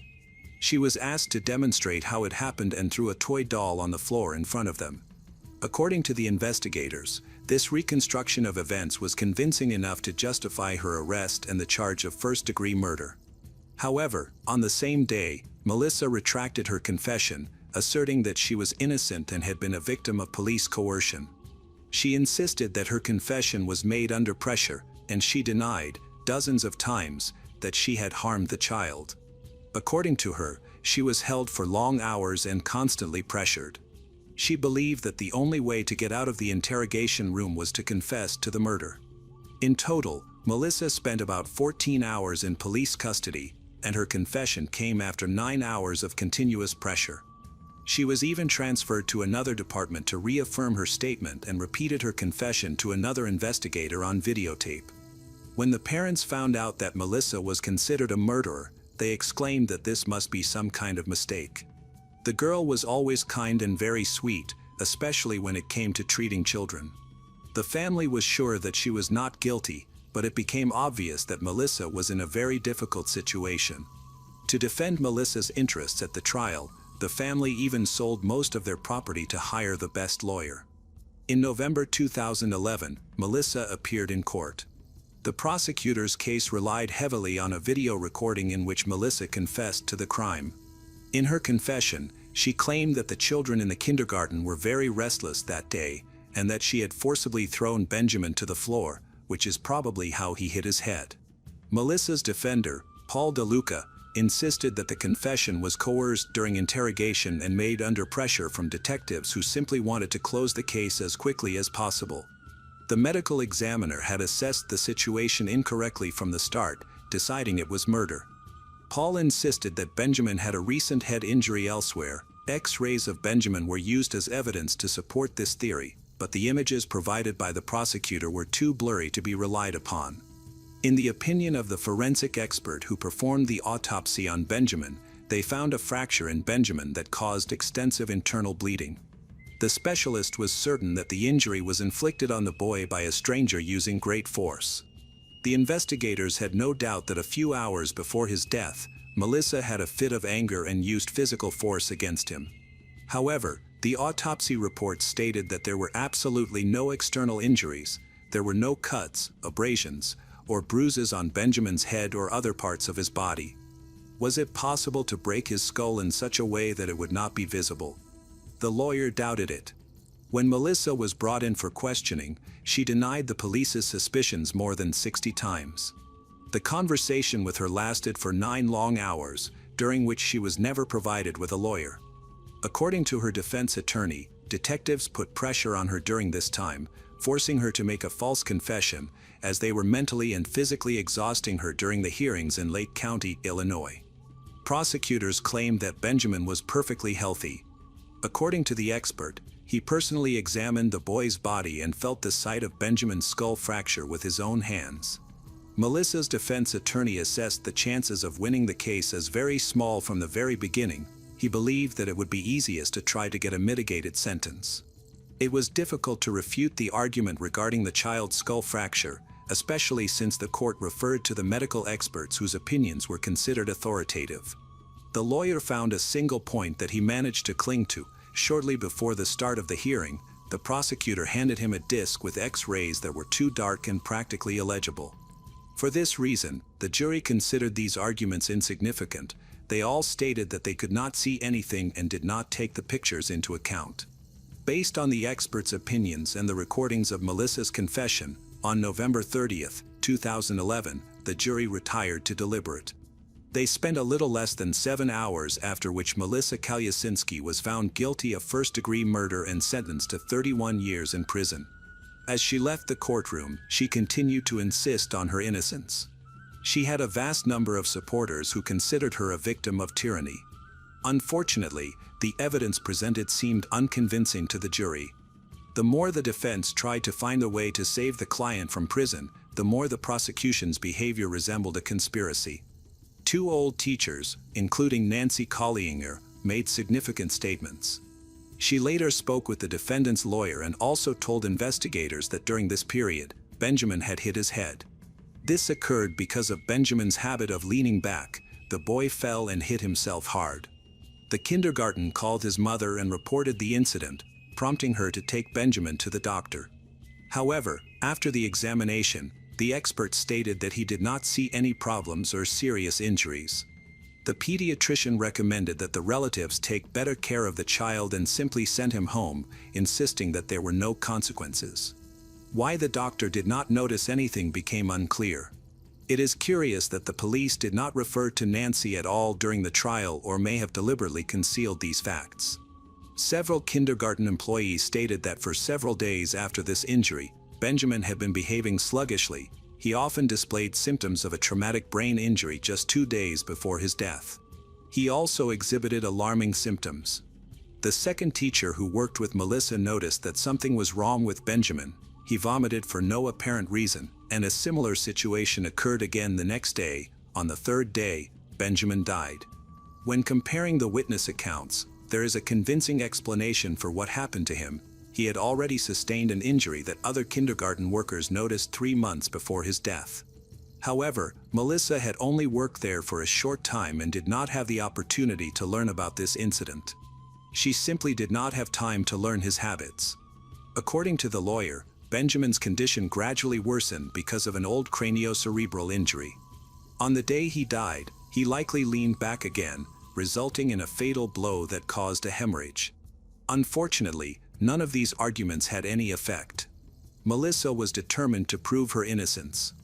The first progress in this case was made just a year after the prison sentence began in 2012. During this period, Lake County had a new chief medical examiner, Thomas Rudd. The lawyer met with him repeatedly, insisting that the case should be examined more closely.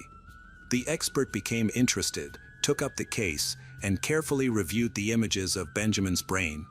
He found an image that was evidence of an old injury that the previous autopsy had missed. Thomas, along with another forensic expert who was also interested in the case, agreed. The experts had no doubt that the old injury could have been aggravated.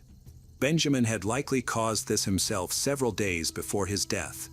On that fateful day, several teachers still stated that Benjamin often leaned back and hit his head. Daycare worker Nancy was again interviewed. She was in the kindergarten on the day Benjamin died. According to her, she personally saw he fall backwards twice that day. The first backward was not very strong, it was softened by the furniture. However, the second time he fell, he hit his head quite hard. The doctor openly stated that the boy's old injury was indeed extensive and very dangerous due to its severity. Benjamin should have been under constant careful supervision, and no injuries to the head should have been allowed. Continuous supervision should have been ensured. The parents should have understood this. It would have been logical to take him out of kindergarten for a while and care for him more closely due to several strong blows to the head, which the child could not control. Fluid formed that pressed on the brain, which caused the respiratory system to fail. This was what ultimately led to his death. According to the doctor, it is worth noting that this convinced even Dr. Upal Choi, who performed the initial autopsy. He reviewed the images of Benjamin's brain and agreed that he had missed evidence of trauma during the autopsy. However, he refused to change his initial report. At the trial, Choi signed a new report but deleted certain words, significantly downplaying the severity of the blow he initially reported. In 2015, another breakthrough occurred in this case, which seemed very promising. The doctor's staff found post-mortem images of Benjamin's brain and skull in the old medical examiner's office, which were much clearer than those shown to the defense attorney in 2011. It is now clear that Benjamin did not have a skull fracture at the time of his death. It is obvious that the boy was not beaten, he only had an old injury. This allowed the new medical examiner to change the cause of death on Benjamin's certificate from murder to undetermined. In addition, Kathleen Zellner, a lawyer who became interested in the case of Melissa Kalyasinski, took it up. She had built a career freeing wrongfully convicted people from prison and was always in search of justice. However, it was not easy. First, she needed to achieve a retrial of the case. At the end of 2016, her persistence paid off. The new defense attorney was given the opportunity to present evidence. Great hopes were placed on the X-rays, which showed no traces of a skull fracture. This radically changed the situation and became the irrefutable medical evidence refuting the claim of harm inflicted on Benjamin by Melissa. Kathleen insisted that, had the obscure darkened images revealing the true picture of what happened been shown at the first trial, the jury's decision would likely have been different. The doctor agreed that the argument regarding the supposed skull fracture was indeed very weighty at the initial hearing. Although this assertion was not true, the prosecution had referred to it at least 32 times, making it appear decisive. The prosecution tried to counter these assertions by claiming that the previous lawyer had the necessary software to lighten and enhance the images, but he simply did not do so. The defense denied that he actually had such programs, and furthermore, lightening the images could be regarded as falsifying evidence. During this stage of the hearing, another specialist, Manny Montez, spoke. In light of the reliable pictures discovered, questions arose. How could he have felt a non-existent fracture during the examination if it was not there? This seemed absurd, as his words were contradicted by another expert who stated that the assistant had never physically touched Benjamin or visually examined him. Nevertheless, both experts for the prosecution continued to insist on their conclusions. After the hearing, both doctors refused any comments on the case requested by journalists. After discussing all these inconsistencies, the judge made a decision and denied Melissa a retrial. He sided with the prosecution, arguing that Melissa's lawyer could have made the pictures clearer at the first trial, which was solely his responsibility. Melissa left the courtroom in tears, telling her lawyer that she simply did not understand why she should spend a decade in prison for something she did not do. For almost 10 years, her defense team filed appeal after appeal, all of which were finally rejected. In April 2018, their voice was heard. In the lawyer's opinion, the client was convicted based on false evidence. However, this again did not help, as the lack of credible medical evidence was evident. In 2022, a significant new event occurred in Lake County. A new prosecutor emerged who was interested in the case of Melissa Kalyasinski. However, to confirm or refute her guilt, something substantial was needed. The prosecutor recommended contacting a digital forensics company called Garrett Discovery. Two specialists immediately examined the X-rays of Benjamin and concluded that all the images had been altered by someone with malicious intent. Special software was employed to examine the X-ray images, allowing the brightness of the photographs to be reduced and darkened intentionally. At the same time, the images were blurred, making it nearly impossible to discern any details. The organization's experts informed the new prosecutor that they could not even imagine an innocent explanation for what had occurred. He was extremely indignant, insisting that this was essentially a crime of forgery of evidence and that the perpetrator should be held accountable. The lawyer had high hopes for this meeting, convinced that something could truly be accomplished. To the surprise of the defense team and the Kalyasinski family, nothing happened. By April 2024, the lawyer decided to appeal to the governor for a pardon, requesting Melissa's release due to the lack of new evidence. Given the resistance from the law enforcement system to review the decision, it seemed that this was their only chance for freedom. A new appeal for retrial was filed on May 1, 2024, consisting of 337 pages. Several months passed before the argument was finally heard on July 9. The defense requested Melissa's release through an appeal to the governor of Illinois, citing new evidence from her term. She had served 16 years, and her expected release date was set for December 2042, with the possibility of parole appearing on July 9, 2024. A hearing was scheduled before the governor's board of prisoners. Then an unexpected event occurred. The new prosecutor met with the family of Benjamin and spoke with the parents and their lawyer. It's hard to say what was discussed, but afterward, the prosecutor addressed the governor's board, stating that he strongly opposed Melissa's appeal and had become convinced of her guilt. He argued that there was no new evidence that could convincingly prove her innocence, and he refused to meet with journalists or make any public statements regarding the matter. On July 9 of the same year, the lawyer took a counter-move by appealing to the Prison Supervision Board. Melissa still did not understand why the authorities were resisting so strongly. Several experts in computer forensics joined her cause, and a psychologist examined Melissa. The analysis indicated that she was easily susceptible to pressure, making her prone to giving false testimony. Furthermore, she had resisted the influence of detectives at the station for about 9 hours before breaking down. Various psychiatrists evaluated Melissa, diagnosing her with borderline intellectual functioning. Her comprehension score was only 4.8 points, which is quite low. It was noted that Melissa had a slight mental impairment, which made her an easy target for police pressure. Individuals with borderline intellectual functioning typically have an intelligence level of around 70-80, with retardation beginning below 70. It was also discovered that 2.5 years before Benjamin's death, Melissa had reported an incident of abuse, leading to her diagnosis of post-traumatic stress disorder, from which she suffered when confronted by 2 detectives biased against her case. Under duress, she eventually confessed to a crime she did not commit. It was believed that Melissa's psychological condition warranted a review of the court's decision. However, 2 assistant prosecutors spoke out against it, including one who had participated in the hearing of Melissa's case in 2011. Benjamin's parents also expressed their view, categorically opposing any reconsideration of Melissa's case, particularly Benjamin's mother, who insisted that Melissa had struck and killed their son. In their opinion, she deserved to remain in prison for the rest of her life. The medical experts brought in by the defense modified their stance, now arguing that the skull fracture that had been previously misidentified was, in fact, a normal bone suture in the cranial vault, and the expert had simply made a mistake.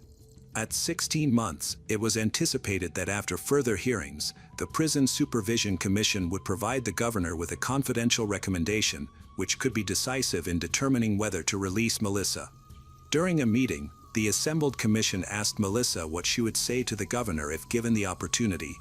She said she would merely ask him to consider her case, believing that he would quickly see she had done nothing wrong regarding Benjamin Kingan if he reviewed the case materials. The prosecutor maintained that the lawyer should have been the one to edit the photographs. However, experts from the digital forensic lab asserted that he couldn't have altered the images while maintaining their resolution and quality without it being evident as a forgery. Melissa had spent nearly a decade and a half behind bars due to false statements and discredited evidence that could have jeopardized the careers of the individuals responsible. In the lawyer's report, despite the prosecutor's assertions, there was valuable information. Additionally, a specialist in complex confessions who took on Melissa's case spoke with the lawyers, the family, and Melissa herself. They also communicated with 2 employees from the daycare who worked there prior to the hiring of Melissa. This information revealed that Benjamin had a tendency to lean backward and had hit his head quite hard, which was previously unknown, possibly hidden by law enforcement. As of now, the case is under review by the governor, with no set time frame for a decision. Melissa continues to serve her sentence. Her parents await her return, not believing in her guilt. Her room is still furnished as if she will return home from work at any moment. 28-year-old Gable Tosti called his dad after Wariana Wright, a woman he met on Tinder, fell from the 14th floor balcony of his high-rise apartment. "I met up with the girl for a date tonight, and, things were getting really aggressive. It was all about intimate at first, and then, after that, we kept drinking. We were both drinking. I think she was so drunk that she tried to climb over the fence and fell down." The police found an audio recording on Gable's phone that captured the ill-fated date. It should be noted that he had a strange habit of recording all his meetings with girls. Surfers' Paradise, the coastal town on Australia's Gold Coast, and one of the country's most iconic tourist destinations. 60 miles of white sandy beaches attract outdoor enthusiasts. When it comes to entertainment, there are options like water skiing, theme parks, night markets, restaurants, and sun-soaked walks. Here, you can easily meet a guy with a predatory look, a pumped-up body. In August 2014, a 26-year-old New Zealander, Wariana, enjoyed her freedom after a long-term relationship ended. Relaxing in this paradise at a friend's wedding, Wariana took a break between dances, picked up her phone, and opened the Tinder dating app. One profile immediately caught her attention: 28-year-old Gable Tosti. He wasn't the type of young man she usually liked. He looked like a guy who spent too much time in the gym, and his blindingly white smile seemed fake. But in the photo, he resembled a movie actor. By liking his photo, Wariana noticed that the guy sent her a message: "You are amazing, and I want to get to know you better." Wariana always valued intelligence above appearance and loved a good conversation with someone who had interesting opinions to discuss. Since she was single, she decided that a little flirting would lift her spirits. Wariana was a passionate defender of animal rights with a plethora of other interests, including photography, drawing, gaming, and anime. She was also known for her sense of humor. At 25, her sister encouraged Wariana to explore Tinder, and they gradually switched the topic to intimacy. Their correspondence continued for days, filled with jokes. While Gable didn't quite meet all of Wariana's requirements, she found him to be somewhat normal and good-looking. Feeling adventurous, they exchanged numbers. On August 7th, Gable and Wariana met at a nightclub on Cavill Avenue. CCTV footage captured them greeting each other with awkward hugs. Gable, who is 6 feet 11 inches and weighs 200 pounds, with petite 5 feet 4 inches Wariana, who weighs 125 pounds. A few minutes later, they were seen entering the beer garden of the Surfers' Paradise Beer Garden, then reappearing in front of the cameras, walking into a convenience store where they bought a 6-pack of beer before taking a short walk to Gable's Avalon apartment. It was about 9 p.m. Just 15 minutes later, Wariana and Gable could be seen entering the high-rise apartment building where Gable lived on the 14th floor. For the next 4 hours, they drank beer, with Gable bringing vodka several times. They even took several selfies, which Wariana posted on her Facebook page. At 1:06 a.m. on August 8th, Gable pressed record on his phone, but less than 2 hours later, Wariana was dead. Gable Tosti chose his apartment in the high-rise building because of its close proximity to the bar and the clubs in Surfers' Paradise, the infamous party strip, which was a year-round draw for attractive women looking for fun. This suited Gable's interests as someone who wanted quick intimate without commitment. Over the past 3 years, he had slept with 270 women, and this number was not an approximation. Gable kept a handwritten log of every girl he had been with, including the dates of each meeting. Gable also began making audio recordings of his dates on his mobile phone as a protective measure, as it was unknown how each meeting could turn out. Based on his experience, some girls were just crazy. Due to troubles with women complaining that he scared them, Gable was banned from 3 of the largest clubs in Surfers' Paradise. Now, every time a new club opened, security guards would kick him out even before he had the chance to drink, and he could not understand what he had done to deserve such a reputation. Furthermore, he had always struggled to understand women and people in general. Gable grew up on the Gold Coast, but over the years, the city known as Paradise brought him a great deal of suffering. Throughout his school years, he was bullied. Gable's parents treated him well, but even at home, he felt overwhelmed by the rituals he had established for himself to cope with his anxiety. The situation improved a little in the last year of high school. One day, Gable tried alcohol, and after a few drinks, the awkwardness, anxiety disappeared. He made several fake IDs to go to nightclubs like some of his peers and soon became very popular. He was approached for help in making such IDs. In the summer of 2004, everything went wrong. Gable raised his profile by selling fake IDs to minors who flocked to the city to celebrate school week. He managed to earn $30,000 before he was caught. When the police checked his computer, they found that another one of his activities was trying to counterfeit money. He had made a near-perfect copy of a $50 bill.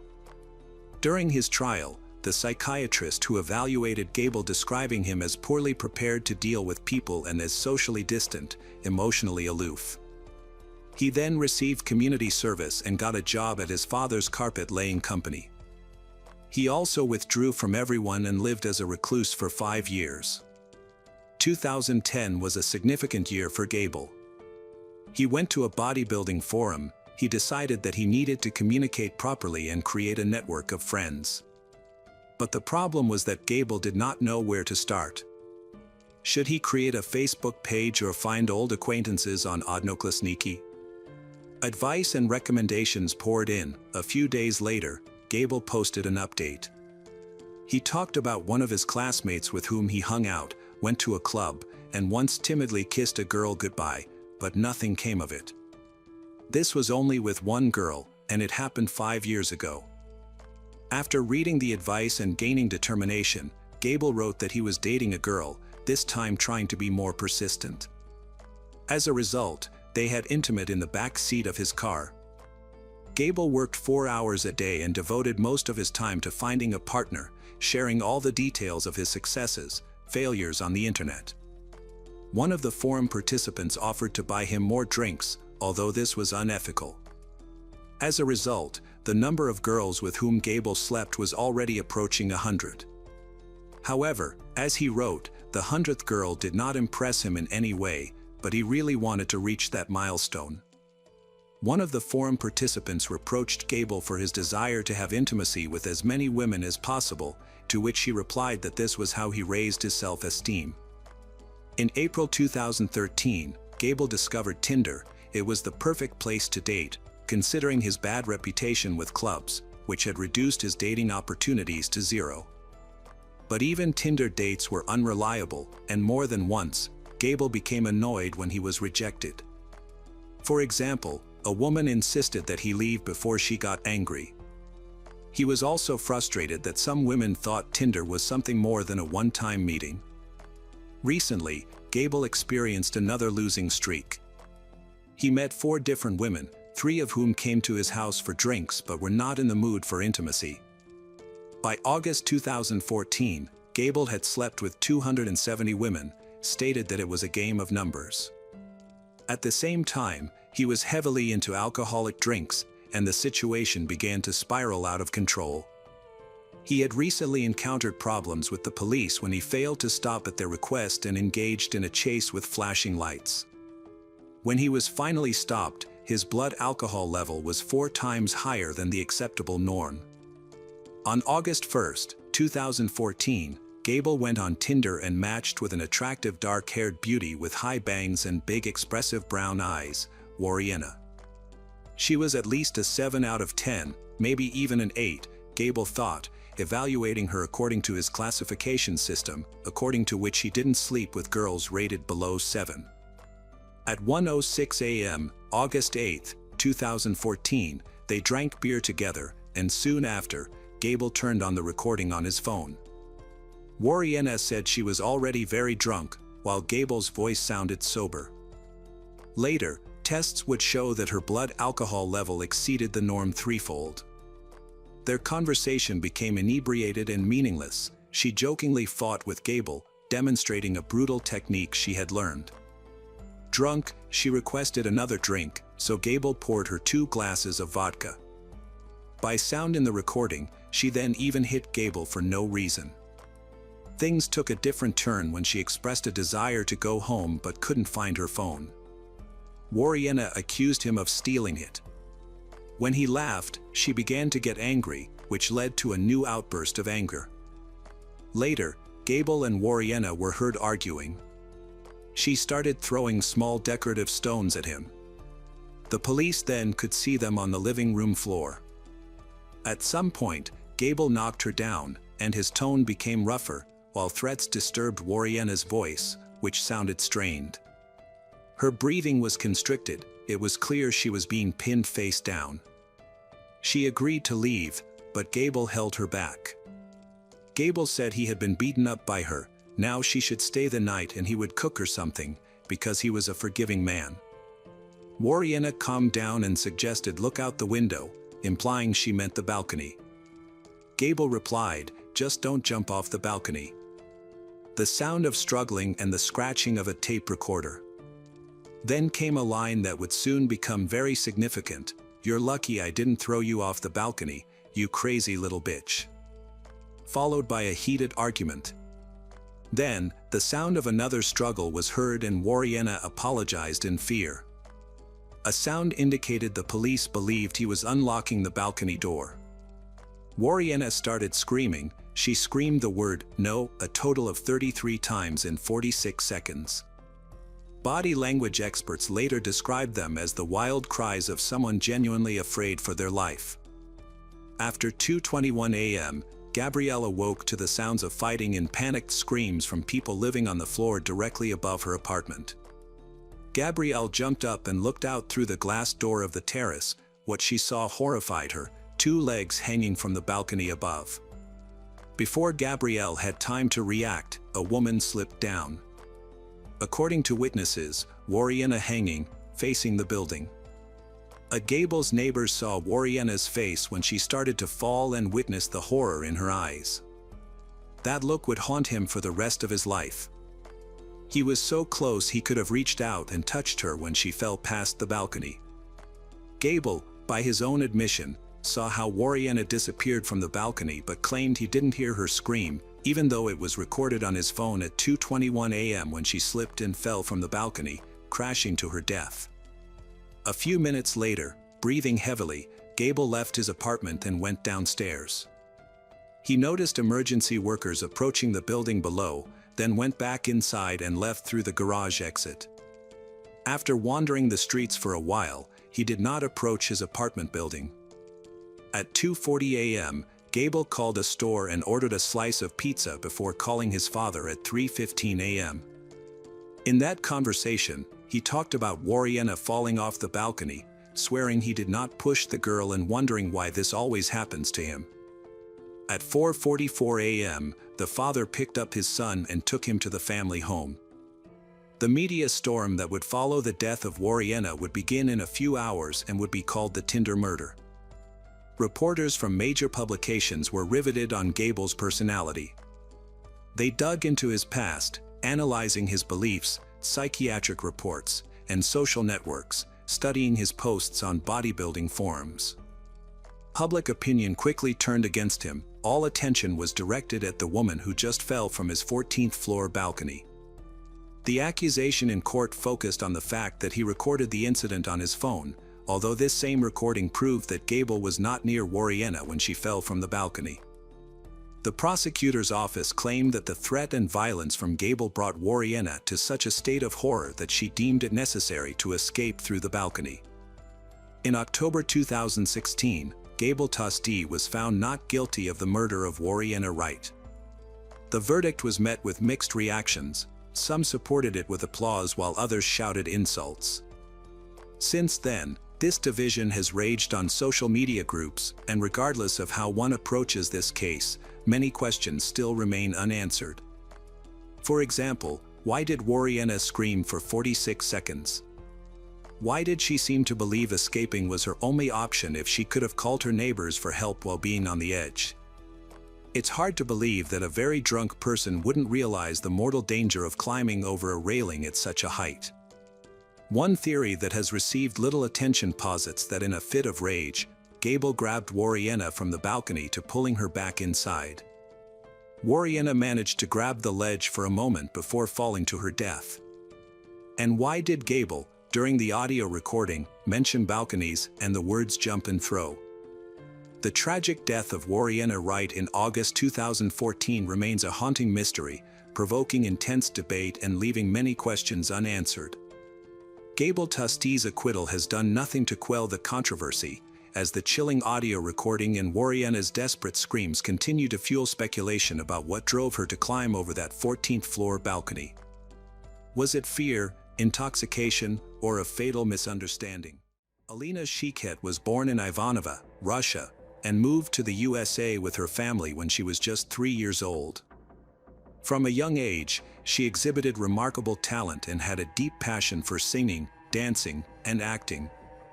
Her beauty and talent attracted the attention of many. Her journey in the performing arts began at the age of 4 at a European rhythmic gymnastics school. By the time she turned 5, she was already performing solo at competitions outside her home state. During her elementary school years, she attended the Tali Dance School, where she quickly took on leading roles in various dance performances. With her extraordinary talent, Alina mastered many dance styles and techniques that took other children years to learn. She often performed alongside older, more experienced dancers. In 5th grade, Alina joined Dindy Studio, where she explored various dance styles such as hip-hop, jazz, and ballet. In celebration of her Russian heritage, she even portrayed a prima ballerina. She participated in competitions at Stage New York, including Broadway, where she consistently won awards for her outstanding performances. She showcased her skills at numerous local events in Pittsburgh, taking part in celebrations such as Up Night, parades, Christmas events, and gatherings in Robinson, Taunton, and nearby areas. Thanks to the confidence Alina gained from dancing, she also discovered her talent for singing, captivating listeners with her beautiful interpretations of famous songs, whether she was performing on stage or for her family at home. When Alina was 14 years old, she sustained a severe knee injury during a ballet class and had to undergo complex surgery. After months of physical therapy, she received the devastating news that she could no longer dance in competitions or for enjoyment. Despite this setback, she remained resolute and refused to give up on her determination to return to the stage. She became involved in musical theater, allowing her to continue pursuing her passion for dance. She excelled as a talented actress, dancer, vocalist, and comedian, receiving tears, smiles, and loud applause for her performances. Alina also sang in the school choir and performed at various city events, always bringing joy to those who watched her.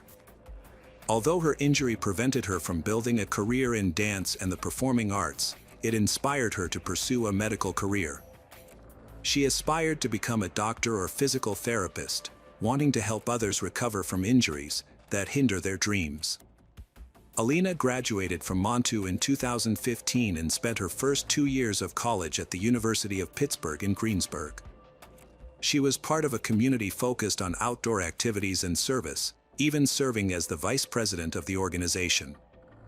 During the spring semester of 2017, she enjoyed participating in events that benefited children and animals. Alina later transferred to the main campus in Pittsburgh with the goal of becoming a physical therapist. She lives in a house with other students and goes to bed one night after sending her friend, Zach Brandner, the pictures they had just taken. This was her last message. The following morning, Alina's parents, Belly and Yen, arrived to pick her up for a walk in the park and to attend a charity event supporting breast cancer awareness. Ellie rang the doorbell and asked Zach if Alina was awake, as she had not answered their calls. Her father, Yen, was still in the car with their dog when her mother, Ellie, began knocking on the door of the room. When no one answered, she continued knocking for about 5 minutes, progressively becoming more forceful.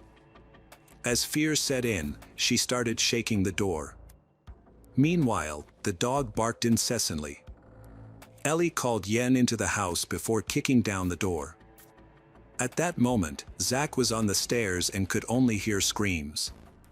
Yen rushed upstairs and peeked into the room, where he found Alina lying with her arms stretched out and half her face unrecognizable. It was hard to comprehend what had happened, as she was in a pool of her own blood. Zach dialed for an ambulance, and the siren shattered the morning silence, serving as a reminder that someone's life was in danger. When the ambulance arrived, the doctors hurried inside. Ellie met them at the door, trembling and tearful. She led them to the room where her daughter lay on the floor. Sadly, the doctors had to confirm Alina's death. The police cordoned off the house as part of their investigation. Police Chief Scott Schubert reported that an expert determined Alina's death was a homicide, resulting from both blunt force and acute trauma to the head. Authorities had already identified a suspect in the case, Alina's ex-boyfriend, 21-year-old Matthew Darby. Alina and Matthew met while she was studying at the University of Pittsburgh in Greensburg. After their breakup in 2015 to 2016, Alina informed the police that Matthew had illegally entered her home on September 20th. She filed a report detailing how he had climbed a drain pipe to reach the second floor and broken into her house through a window. Matthew's actions were prompted by Alina ending their relationship and not responding to his calls. In her report, Alina described a previous incident of violence, stating that he had grabbed her, pushed her, insulted her, exhibited jealousy, and attempted to control her. Alina's father, Yen, noted that he and his wife, Ellie, had attended court with their daughter the week prior to obtain a protection order against Matthew in connection with this case. Matthew was arrested for trespassing and released on a $10,000 bail on September 26. In an interview, Alina's roommate, Zach, expressed ongoing concerns about Alina and Matthew's relationship. He recalled an incident from the previous month when Matthew yelled at Alina outside their window. Zach mentioned that this was just one of many unpredictable outbursts from Matthew. He noted that Matthew even monitored Alina's social media activity. If she liked a photo of another guy on Instagram, Matthew would react very aggressively. Matthew had access to Alina's social media accounts and would go in to remove likes from her posts because he knew her passwords. This behavior occurred before their breakup, but afterward, Alina changed all her passwords. Matthew also prohibited her from wearing clothes that he deemed too revealing. After their breakup, Alina blocked his number. However, on September 20th, after their breakup, he broke into her home. Zach stated that he heard glass breaking outside at around 12:30 a.m. He sent a message in their home chat and didn't think much of it. Shortly after, he heard a loud crash and a scream from upstairs. It was Alina crying for help because Matthew was in her room. Alina's phone was not found when her apartment was later searched, but records indicate she did not answer multiple calls from a number that was identified as Matthew's between 4:15 and 4:55 a.m. that Sunday. According to police, the last known location of Alina's phone was near the intersection of A76 and Route 30, close to Irvine. A driver reported to police that he had taken Matthew to the intersection of Seal Street and Ward Street in Oakland. Matthew exited the vehicle and asked the driver to wait for 10 minutes. After that time, he requested another 10 minutes. When he asked to wait longer, the driver finally left because he could not wait any longer. Investigators later found surveillance footage of Matthew disposing of items in a manhole near Seal Street, not far from Alina's home. Pittsburgh Police Homicide Detective Edward Fair reported that he and other officers discovered 2 knives and a hammer in the same manhole cover. Hair and skin were found attached to one of the knives. Based on this evidence, police obtained a warrant for the arrest of Matthew Darby.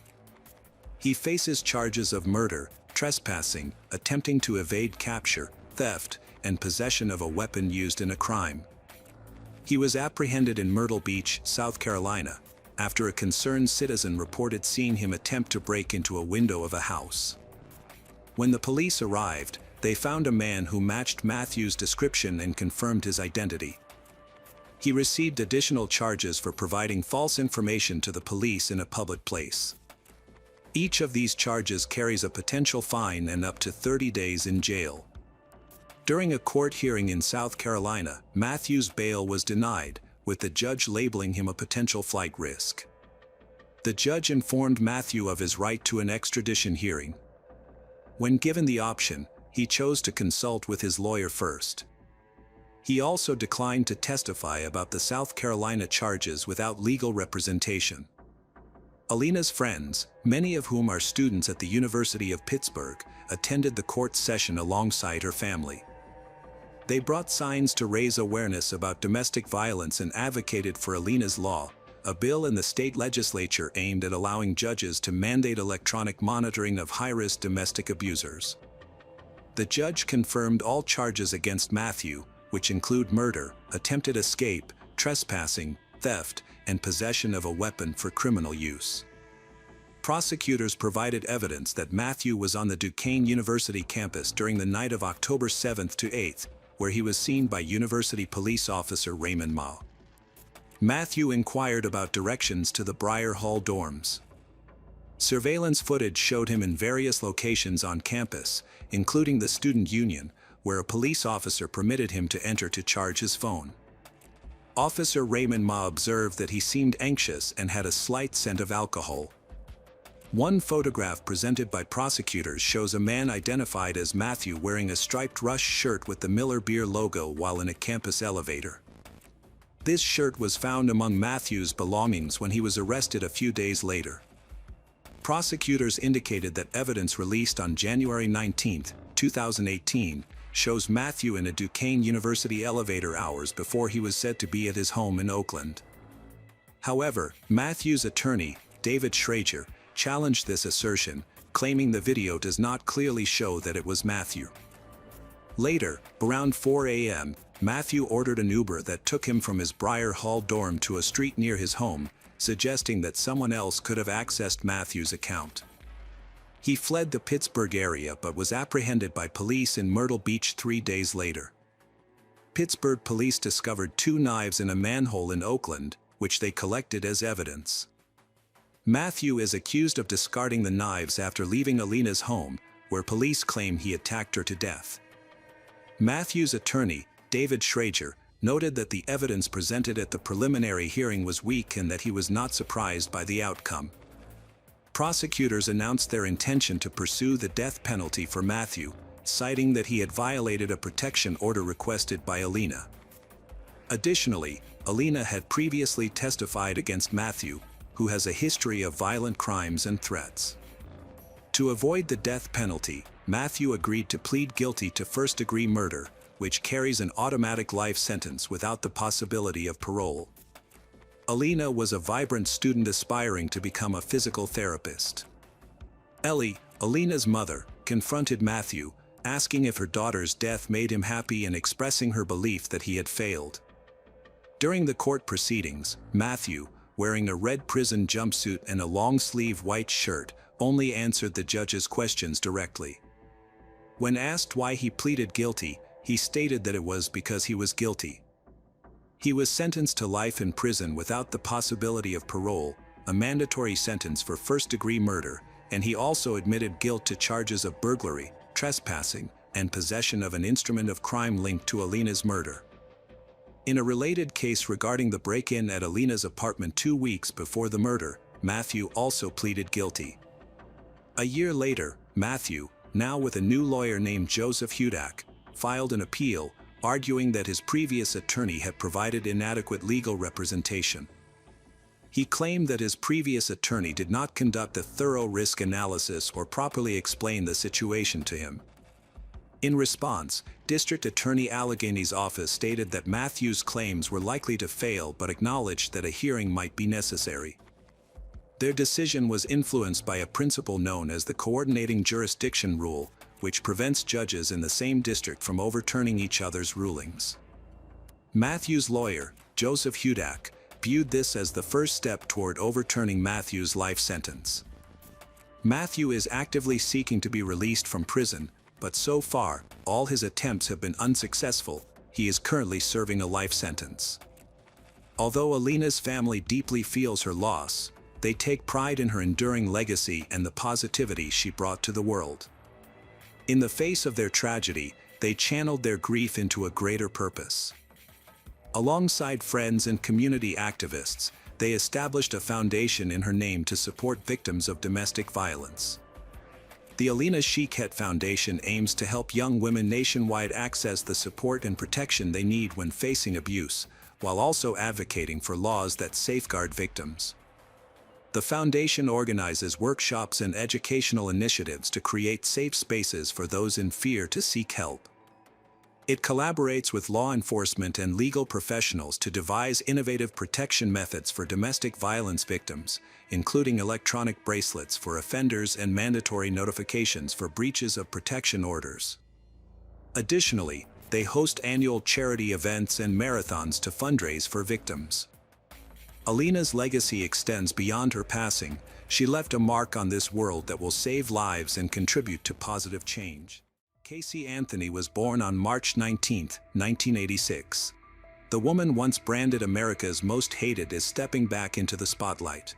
But this time, she's not in the defendant's chair. She says she's a legal advocate now, not just for others but for herself and for her daughter. This is the same woman who was accused of killing her 2-year-old daughter, Kaylee. Traces of chloroform were found in the trunk of her car. Her computer had searches that no parent should ever be making. And she didn't report her daughter missing for 31 days, over a month of silence while Kaylee vanished without a trace. And yet, the jury said not guilty.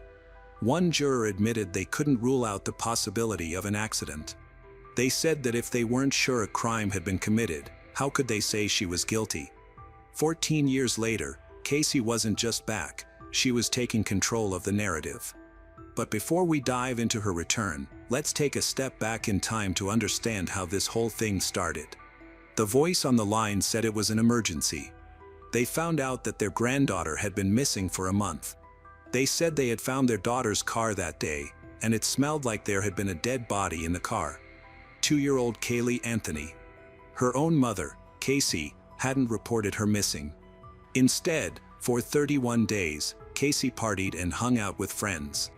Casey got a new tattoo that read Bella Vita, beautiful life, and there were no signs of panic or desperation. At first, Casey claimed that a nanny named Zani had kidnapped her daughter. But as investigators followed the trail, they hit a dead end, because Zani didn't exist. This was just one of many lies Casey told. Casey Marie Anthony was born in Warren, Ohio. Her parents, George and Cindy Anthony, raised her in a modest middle-class home alongside her older brother. George was a former cop turned security guard, and Cindy worked as a home care nurse. On the surface, they looked like your average suburban family. But people close to Casey noticed something early on: she lied. And not just the usual kid stuff, these were lies that served no purpose. If she got caught, she'd spin a new tale. It wasn't just a habit, it was who she was. As she got older, Casey became even more secretive. In high school, she kept her personal life completely under wraps. Her parents had no clue who she was spending time with, what she was doing, or who she was dating. She was outgoing, but deeply private. She then pretended that she had graduated from high school. Her parents planned a full-on celebration, family, friends, balloons, the whole deal, only to learn at the last minute that she hadn't even earned enough credits.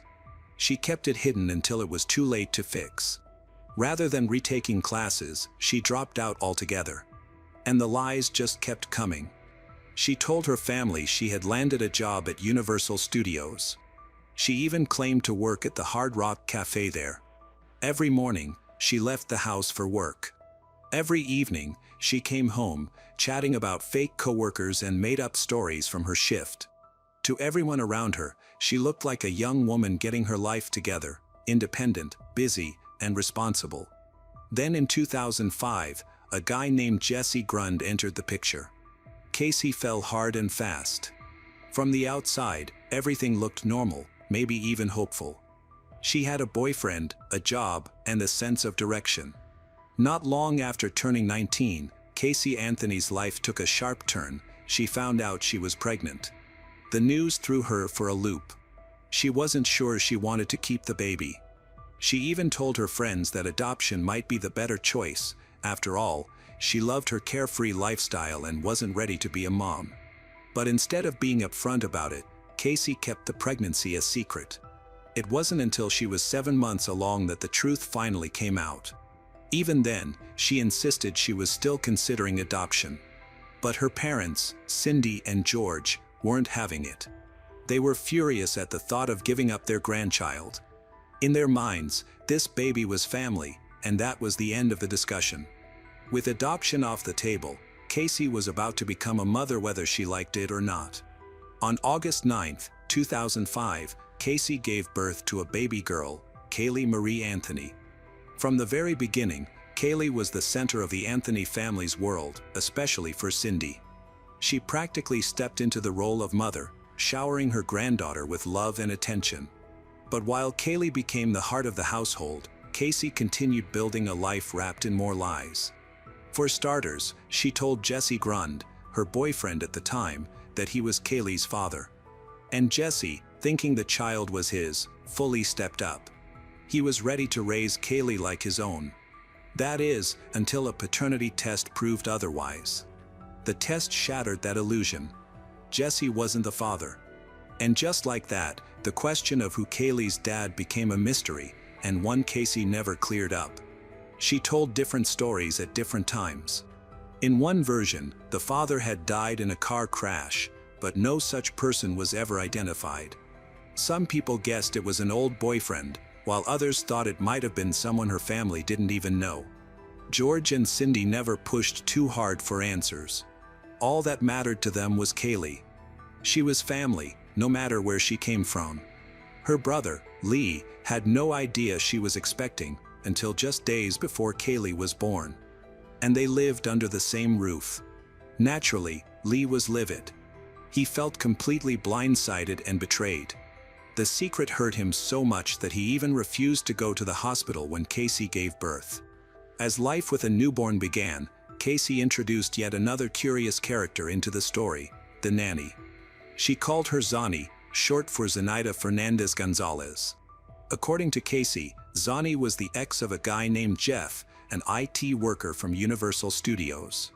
Jeff, she said, was even footing the bill for Kaylee's childcare. To George and Cindy, this setup made zero sense.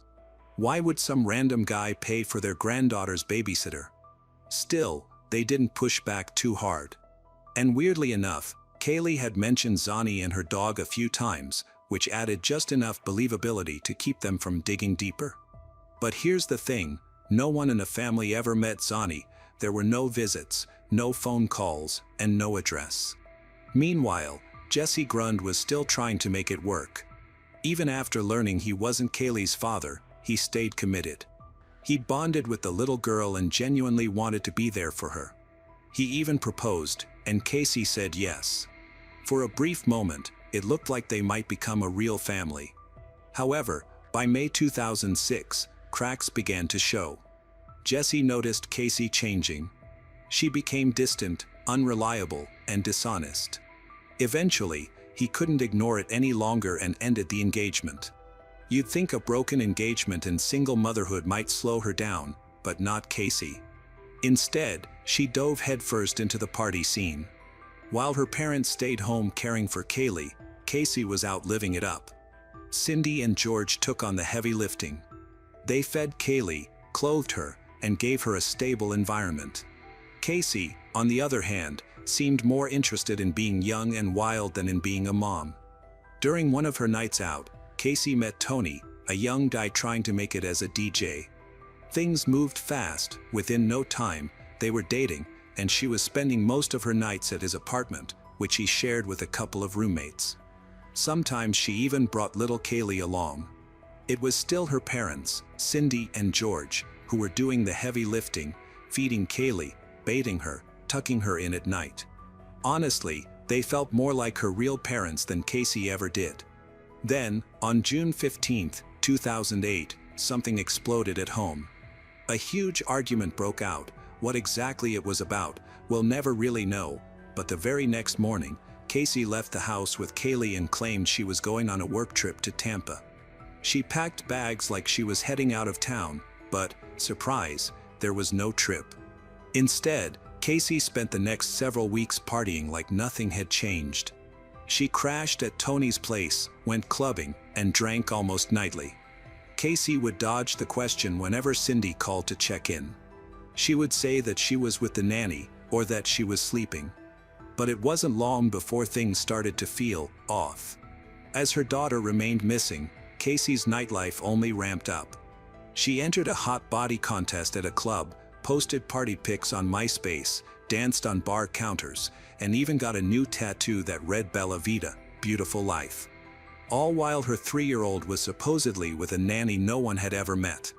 To make matters worse, Cindy and George had lent Casey their car. She didn't have one of her own, and they wanted to help her get to work. But one day, Casey drove to a check cashing store, ran out of gas, and instead of calling for help, she left the car there. Days passed, and the car sat abandoned in the lot until it was finally towed. When the tow yard called the registered owner, it was George Anthony who picked up. Confused and annoyed, he went to retrieve the vehicle. The second he opened the door, he was hit with a stench that turned his stomach. Even the lot attendant recoiled, saying it smelled like a dead body had been inside. Still rattled, George brought the car home. When Cindy caught a whiff, she panicked. They popped open the trunk and found a trash bag inside. But instead of inspecting it, they tossed it in the bin, sprayed the entire car with Febreze, and left the doors open to air out the smell. Cindy tried calling Casey over and over, but got no response. So she drove to Tony's apartment to confront her daughter face to face. The scene inside was jarring, prohibited substance paraphernalia scattered across the living room. Casey stuck to her story. Kaylee was with the nanny, Zani. But by now, Cindy had heard enough lies. She insisted Casey come home immediately. Casey, clearly annoyed and embarrassed to be dragged out in front of her boyfriend, finally agreed. But once they returned to the house, things hit a boiling point. Cindy picked up the phone and called 911. She told the dispatcher that her daughter had taken her car and abandoned it. But then she said something that changed everything. Her granddaughter had been missing for a month. As she waited for the officers to arrive, Cindy overheard Casey talking to her brother, Lee. Casey now claimed she had met the nanny, Zani, at a park to drop off Kaylee. Horrified by what she was hearing, Cindy picked up the phone and called 911 again, this time to report what she feared was a kidnapping. In a frantic voice, she told the dispatcher that her granddaughter had been missing for an entire month. That moment, the raw panic in Cindy's voice and the shocking details she spilled, was the first time the world would hear about the disappearance of Kaylee Anthony. When police arrived at the Anthony home, they immediately turned to Casey. She didn't hesitate. She claimed she knew exactly who had her daughter, the nanny, Zenaida Fernandez Gonzalez. According to Casey, Zani had been watching Kaylee for months. She said Zani was a former co-worker from Universal Studios, part black, part Puerto Rican. And most importantly, she said Zani had taken Kaylee and vanished. Detectives asked her to take them to the last place she had seen this nanny. Casey brought them to the Sawgrass Apartments and pointed out a unit where she said Zani had lived. But when management checked the records, they found that no one had lived in that apartment since March. No sign of Zani. No proof she had ever existed.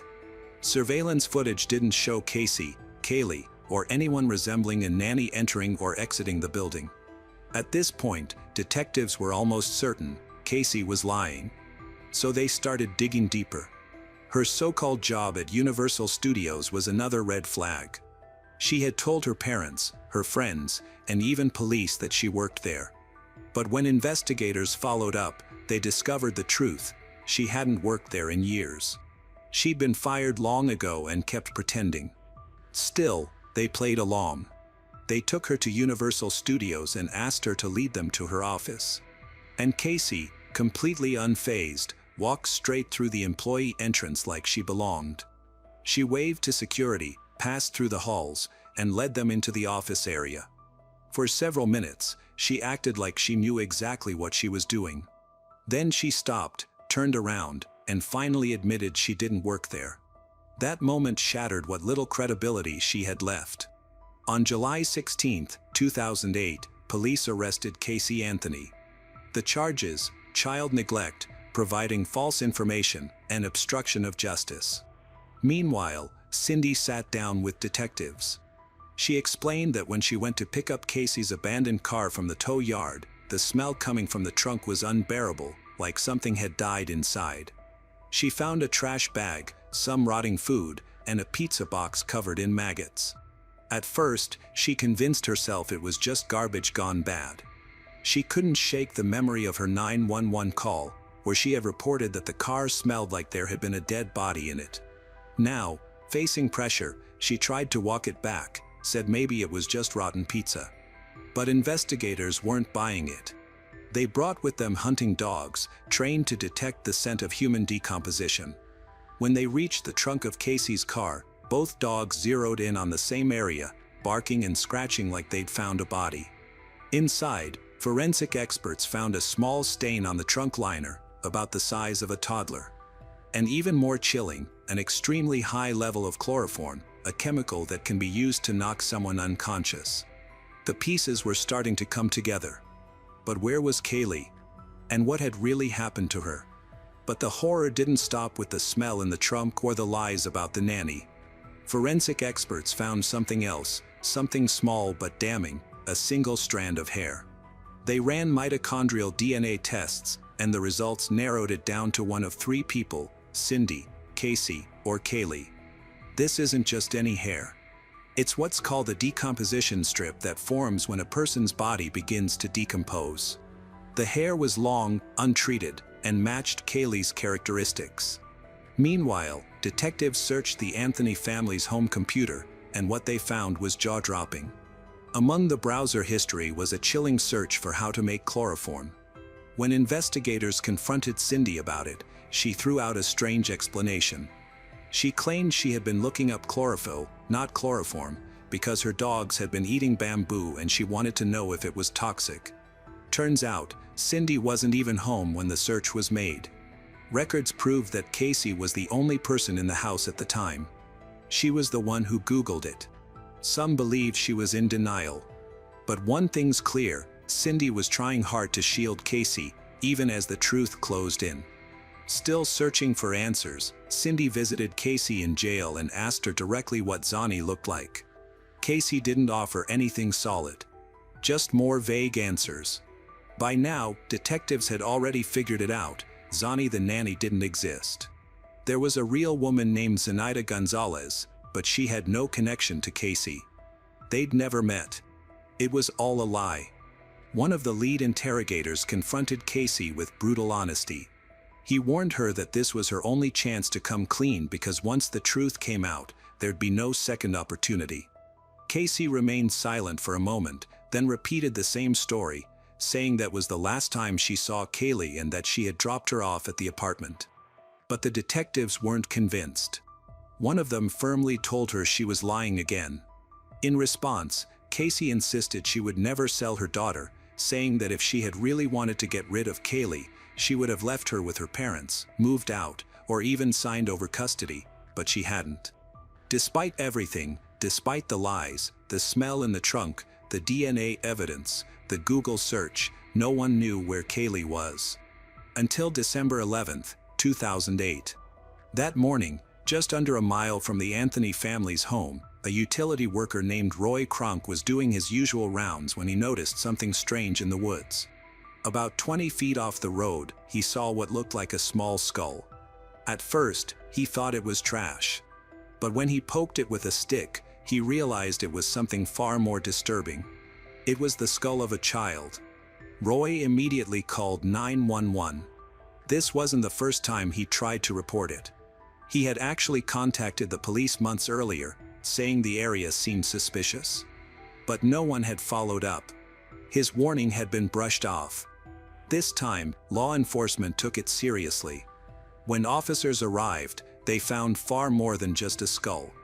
Scattered throughout the brush were the decomposed remains of a young child. Bones had been stuffed into a trash bag. Nearby, they found a laundry bag. But what truly struck a nerve was the baby blanket lying next to the remains. It was decorated with Winnie the Pooh and Piglet. And it matched the bedding from the Anthony household. By December 19, 2008, the devastating truth was official. DNA results confirmed that the remains found in the woods belonged to Caylee Anthony. The little girl who had vanished in July had been just minutes from home the entire time. This reignited the investigation. With evidence in hand, detectives obtained a warrant and returned to the Anthony home. What they found added weight to the case. Inside the house, investigators found a laundry bag identical to the one discovered with Caylee's remains. These bags were only sold in sets of 2, meaning the one found in the woods must have come from the Anthony home. Then there was the blanket. The one wrapped around Caylee's body featured Winnie the Pooh and Piglet, just like the ones decorating her bedroom.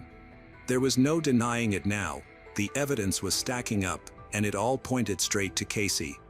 Prosecutors charged Caylee Anthony with first-degree murder, aggravated child abuse, aggravated manslaughter of a child, and 4 counts of lying to law enforcement. And they weren't holding back, they announced they'd be seeking the death penalty, convinced that Casey had intentionally killed her daughter. The trial began on May 24, 2011, and by then, the entire country was watching. In his opening statement, Baez claimed Caylee hadn't been murdered at all. Instead, he said she had drowned in the family's backyard pool on June 16, 2008. According to him, Casey panicked, and it was her father, George Anthony, who helped cover it up. But that wasn't all. Baez went even further, accusing George of intimacy by abusing Casey when she was a child. He argued that years of trauma had turned her into a compulsive liar and that lying was her defense mechanism, not a sign of guilt. His claim, Casey didn't kill her daughter, she just never learned how to deal with pain, loss, or fear in a healthy way. The prosecution told a much darker story. They argued that Casey killed Caylee because she wanted out of motherhood. They showed photos of Casey living it up, drinking, partying, even entering a hot body contest, during the weeks her daughter was supposedly missing. Caylee's skull had been found with duct tape on it. The prosecution said it was no accident, Caylee had been suffocated. But here's the catch, there was no clear cause of death. One of Casey's former best friends testified that Casey never even mentioned Caylee being missing. She acted like everything was normal, even carefree. Prosecutors also played jailhouse phone calls, cold, emotionless conversations that made Casey sound indifferent, even callous. When the closing arguments wrapped up, the prosecution urged the jury to see Casey for what she truly was, a mother who wanted her freedom more than her daughter's life. They said she was a manipulator, a habitual liar who spun stories instead of reporting her child missing. The defense fired back, pointing out that there were no fingerprints, no eyewitnesses, and no physical evidence directly tying Casey to Caylee's death. Then came July 5, 2011. The jury had spent just 10 hours in deliberation, and as the verdict was read aloud in a crowded Orlando courtroom, the world held its breath. The jury found the defendant not guilty of aggravated child abuse, not guilty of aggravated manslaughter of a child, but guilty of providing false information to law enforcement. The verdict sent shockwaves through the nation. Some shouted in disbelief. Others sobbed in rage.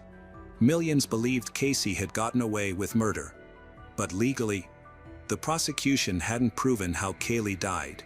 And in the eyes of the law, that left room for doubt.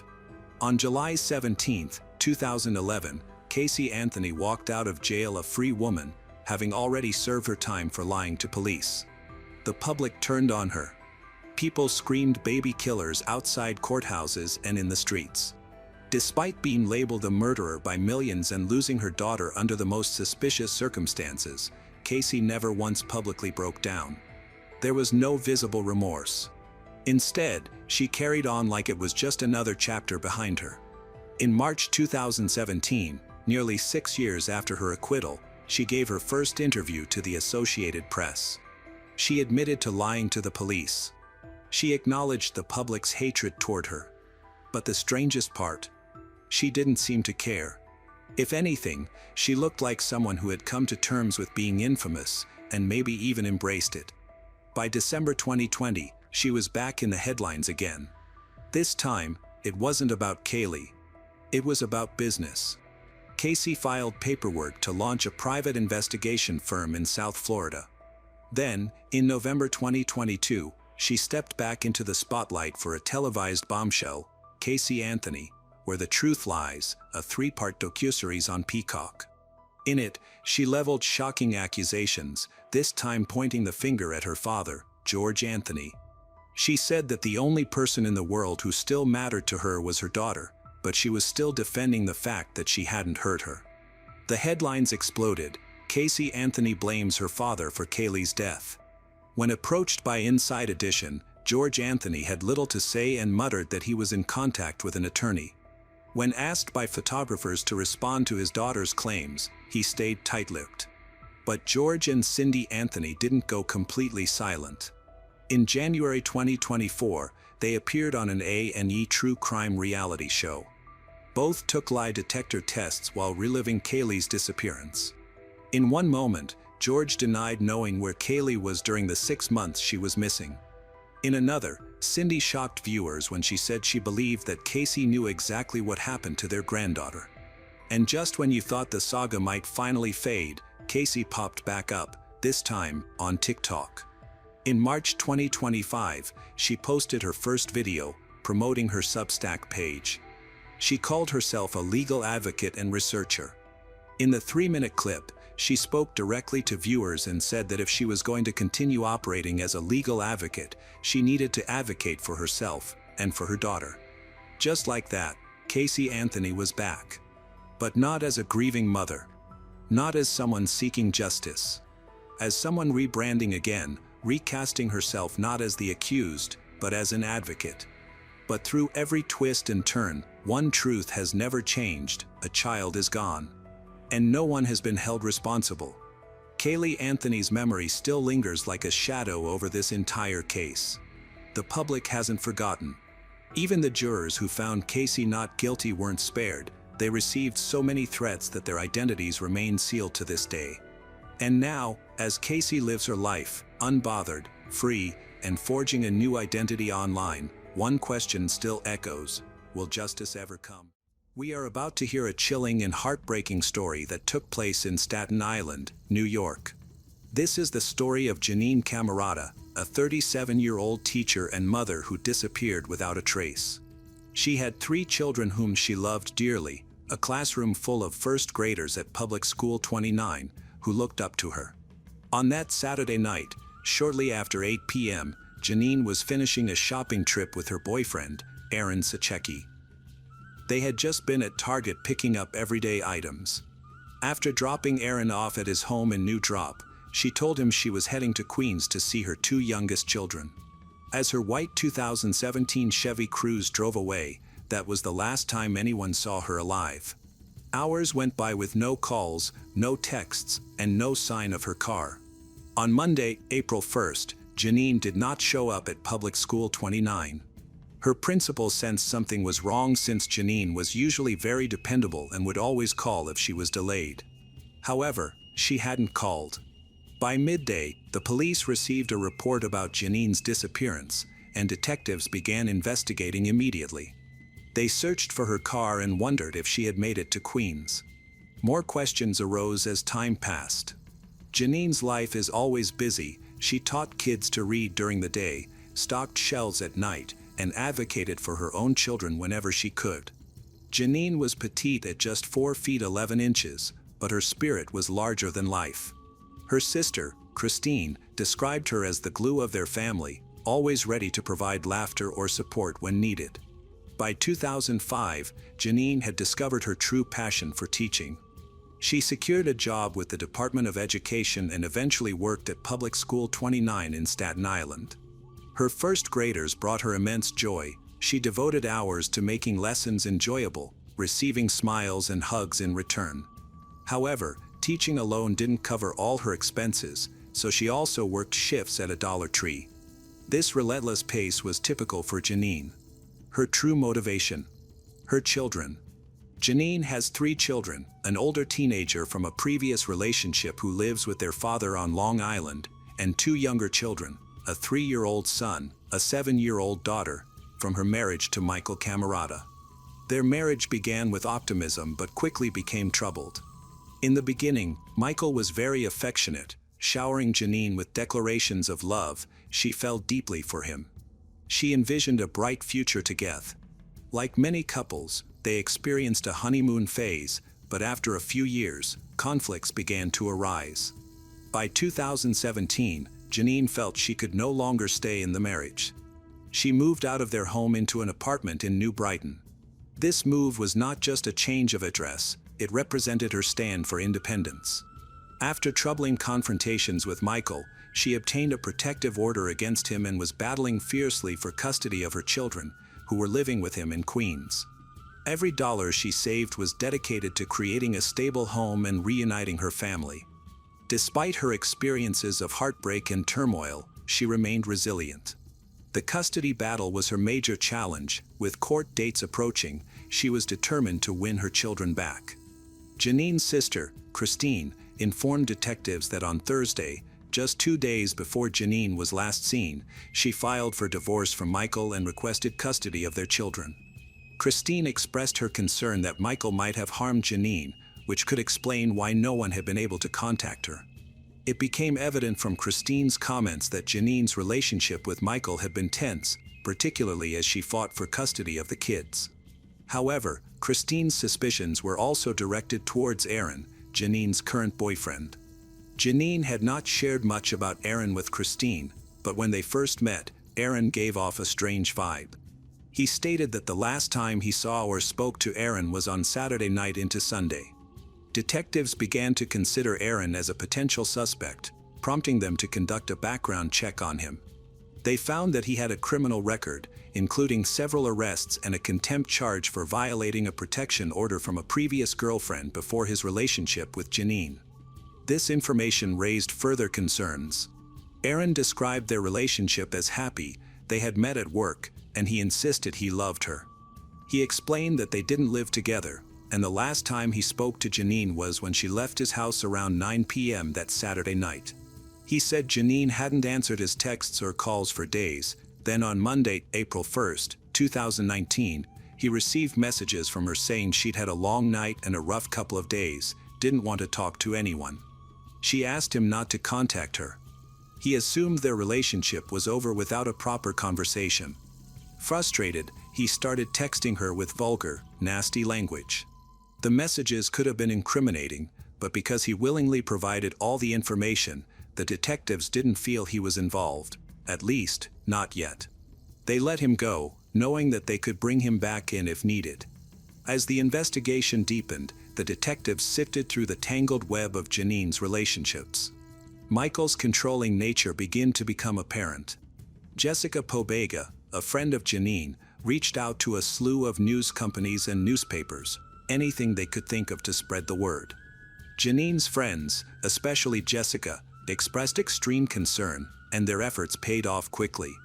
Stories popped up across various outlets urging the public to share any information. Janine had been missing since Saturday, and now it was Tuesday. The more the detectives feared that something terrible had happened. Her complete absence was a baffling mystery, and there was a growing sense that this might be more than just a missing persons case. The first thing the detectives did was visit Janine's home, hoping to uncover clues that might lead to her whereabouts. The landlord was home and granted them access to her apartment. Inside, nothing seemed out of place. There were no signs of a struggle, and all her clothing and belongings were still there. Nothing appeared to have been taken or removed. They had hoped to find her car, a Chevy Cruze, since Janine had 2 vehicles registered to her name. From interviews, they knew she primarily drove the Cruze while allowing Michael to use the Chrysler Town & Country, but the Chevy Cruze was nowhere to be found. The detectives requested a search using license plate readers. These devices scattered throughout the city captured a plate's details, location, a photograph, the registered owner, make, model, and color. The Chrysler Town and Country showed multiple pings from Sunday and was still active on Tuesday, the day of their investigation, which made sense since Michael used it daily. The Chevy Cruze, however, had to be seen from Saturday night after 9 p.m., when Aaron said Janine had left to go to Queens, but then lost track. The last be seen was Sunday night as the Cruze crossed the Verrazano Bridge back into Staten Island, 24 hours after she was supposedly in Queens meeting Michael. That gap left the detectives questioning what she had been doing in the interim. The detectives knew they needed to talk to Michael, but there was a hitch: Michael didn't have a cell phone in 2019, which struck them as odd. So, they contacted Michael's sister, who revealed he was a postal worker in Manhattan. If they wanted to speak to him, they'd have to go there. With Michael at work and Janine missing, a new worry surfaced: where were their children? 3 days had passed since Janine vanished. The detectives needed to ensure the kids were safe and find out when they last saw their mom. Michael's sister explained that his current girlfriend, Aisha Ejia, handled school drop-offs and pick-ups when Michael was working. On that Tuesday, Aisha had driven the kids. The investigators instructed her to hand Janine's children over to county social workers.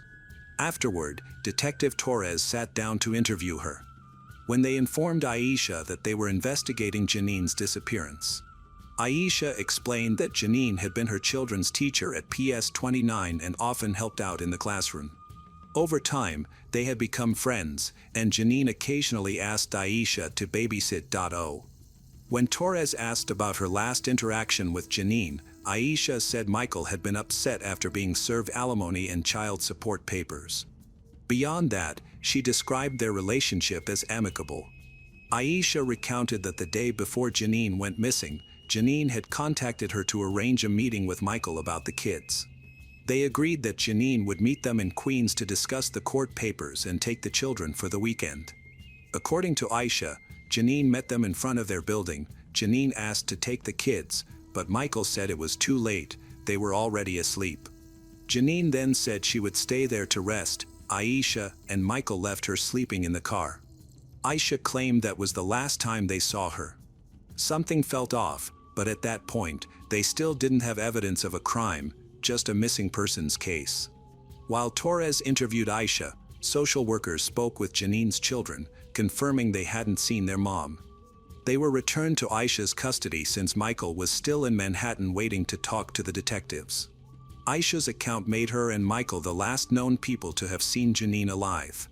During his conversation with the detectives, Michael didn't show much emotion. He just sat there, almost detached. As the detectives prepared to dig into his version of events, Michael told them that he had indeed met up with Janine on Saturday night alongside Aisha. He claimed they'd gotten into an argument, but since it was late, they parted ways in the parking lot. According to him, Janine drove back to Staten Island, and he hadn't seen or spoken to her since. However, the license plate reader readout contradicted his timeline. Janine's Chevy Cruze had crossed the Staten Island border not only on Saturday night but another 24 hours later on Sunday night. When pressed with the question, "Are you sure you're telling the truth?" Michael grew nervous, fidgeting in his seat. Under pressure, he admitted that the argument over custody and the divorce papers had turned physical. He confessed that he had put his hands on her and pushed her. That admission changed everything. It also meant Aisha had lied in her earlier account. The more he spoke, the shakier his story became. After admitting to the assault, he clammed up and requested a lawyer, effectively ending the interview. However, his confession gave them enough to arrest him for misdemeanor assault, keeping him in custody while they pieced together what had happened to Janine. Digging into their past, the detectives uncovered domestic reports filed between Michael and Janine. Friends had seen the warning signs escalate. Michael's controlling behavior was suffocating. He changed her Facebook passwords, tried hacking her emails, and even followed her home from work in a car with no headlights. Jessica had once confronted Janine, asking if she was okay and if something was wrong. Janine brushed it off, insisting he never hit her. But friends couldn't be there all the time, and Janine likely kept darker secrets to herself. Michael became the top suspect. In fact, Jessica stated that she was having a text message exchange with someone pretending to be Janine, not Janine, adding that she believed that someone was Michael, her estranged husband. Detectives examined the clear surveillance footage from the apartment building, which made it easy to identify the individuals and the timeline of events. The video showed Janine arriving in her Chevy Cruze, then Michael and Aisha getting into the car. They drove down the street and parked for about 20 minutes. After that, Michael got out, moved to the driver's side, and driving it back to his apartment. This contradicted Aisha's statement that Janine was sleeping in the car. The footage clearly captured Michael in the courtyard, making his identity undeniable. Later, he was seen returning with a shopping cart and a black garbage bag, moving something heavy from Janine's white Cruze into the cart. The detectives felt a sense of dread, suspecting the bag contained Janine. Aisha then appeared, holding the door open to help Michael as he brought the cart inside. The following morning, the cameras recorded Aisha and Michael leaving with the same bag, now along with a blue bin. It was evident that something had happened to Janine. Aisha was taken back to the police station and remained disturbingly calm, repeating the same story she had shared before. The detectives showed her still images from the surveillance footage of her and Michael moving a plastic bag in a shopping cart. There were 3 people in that car, they insisted. When it came back, only 2 got out, her and him. Feeling cornered, Aisha's story began to change, and the truth started to come out. As the detectives presented a wealth of video evidence linking her to Janine's murder, her calm demeanor was broken. Aisha described a chaotic situation in the car, where Janine and Michael were yelling at each other. She claimed that Janine hit Michael first, which led him to retaliate. Aisha said Janine then lost consciousness. When asked what happened next, Aisha explained that Michael moved Janine to the passenger seat, got into the driver's seat, and drove away. He later exited the car, got a shopping cart and a plastic bag. Aisha admitted she helped him put Janine into one of the plastic bag. They returned to the apartment, but Janine suddenly woke up, still in the bag and alert.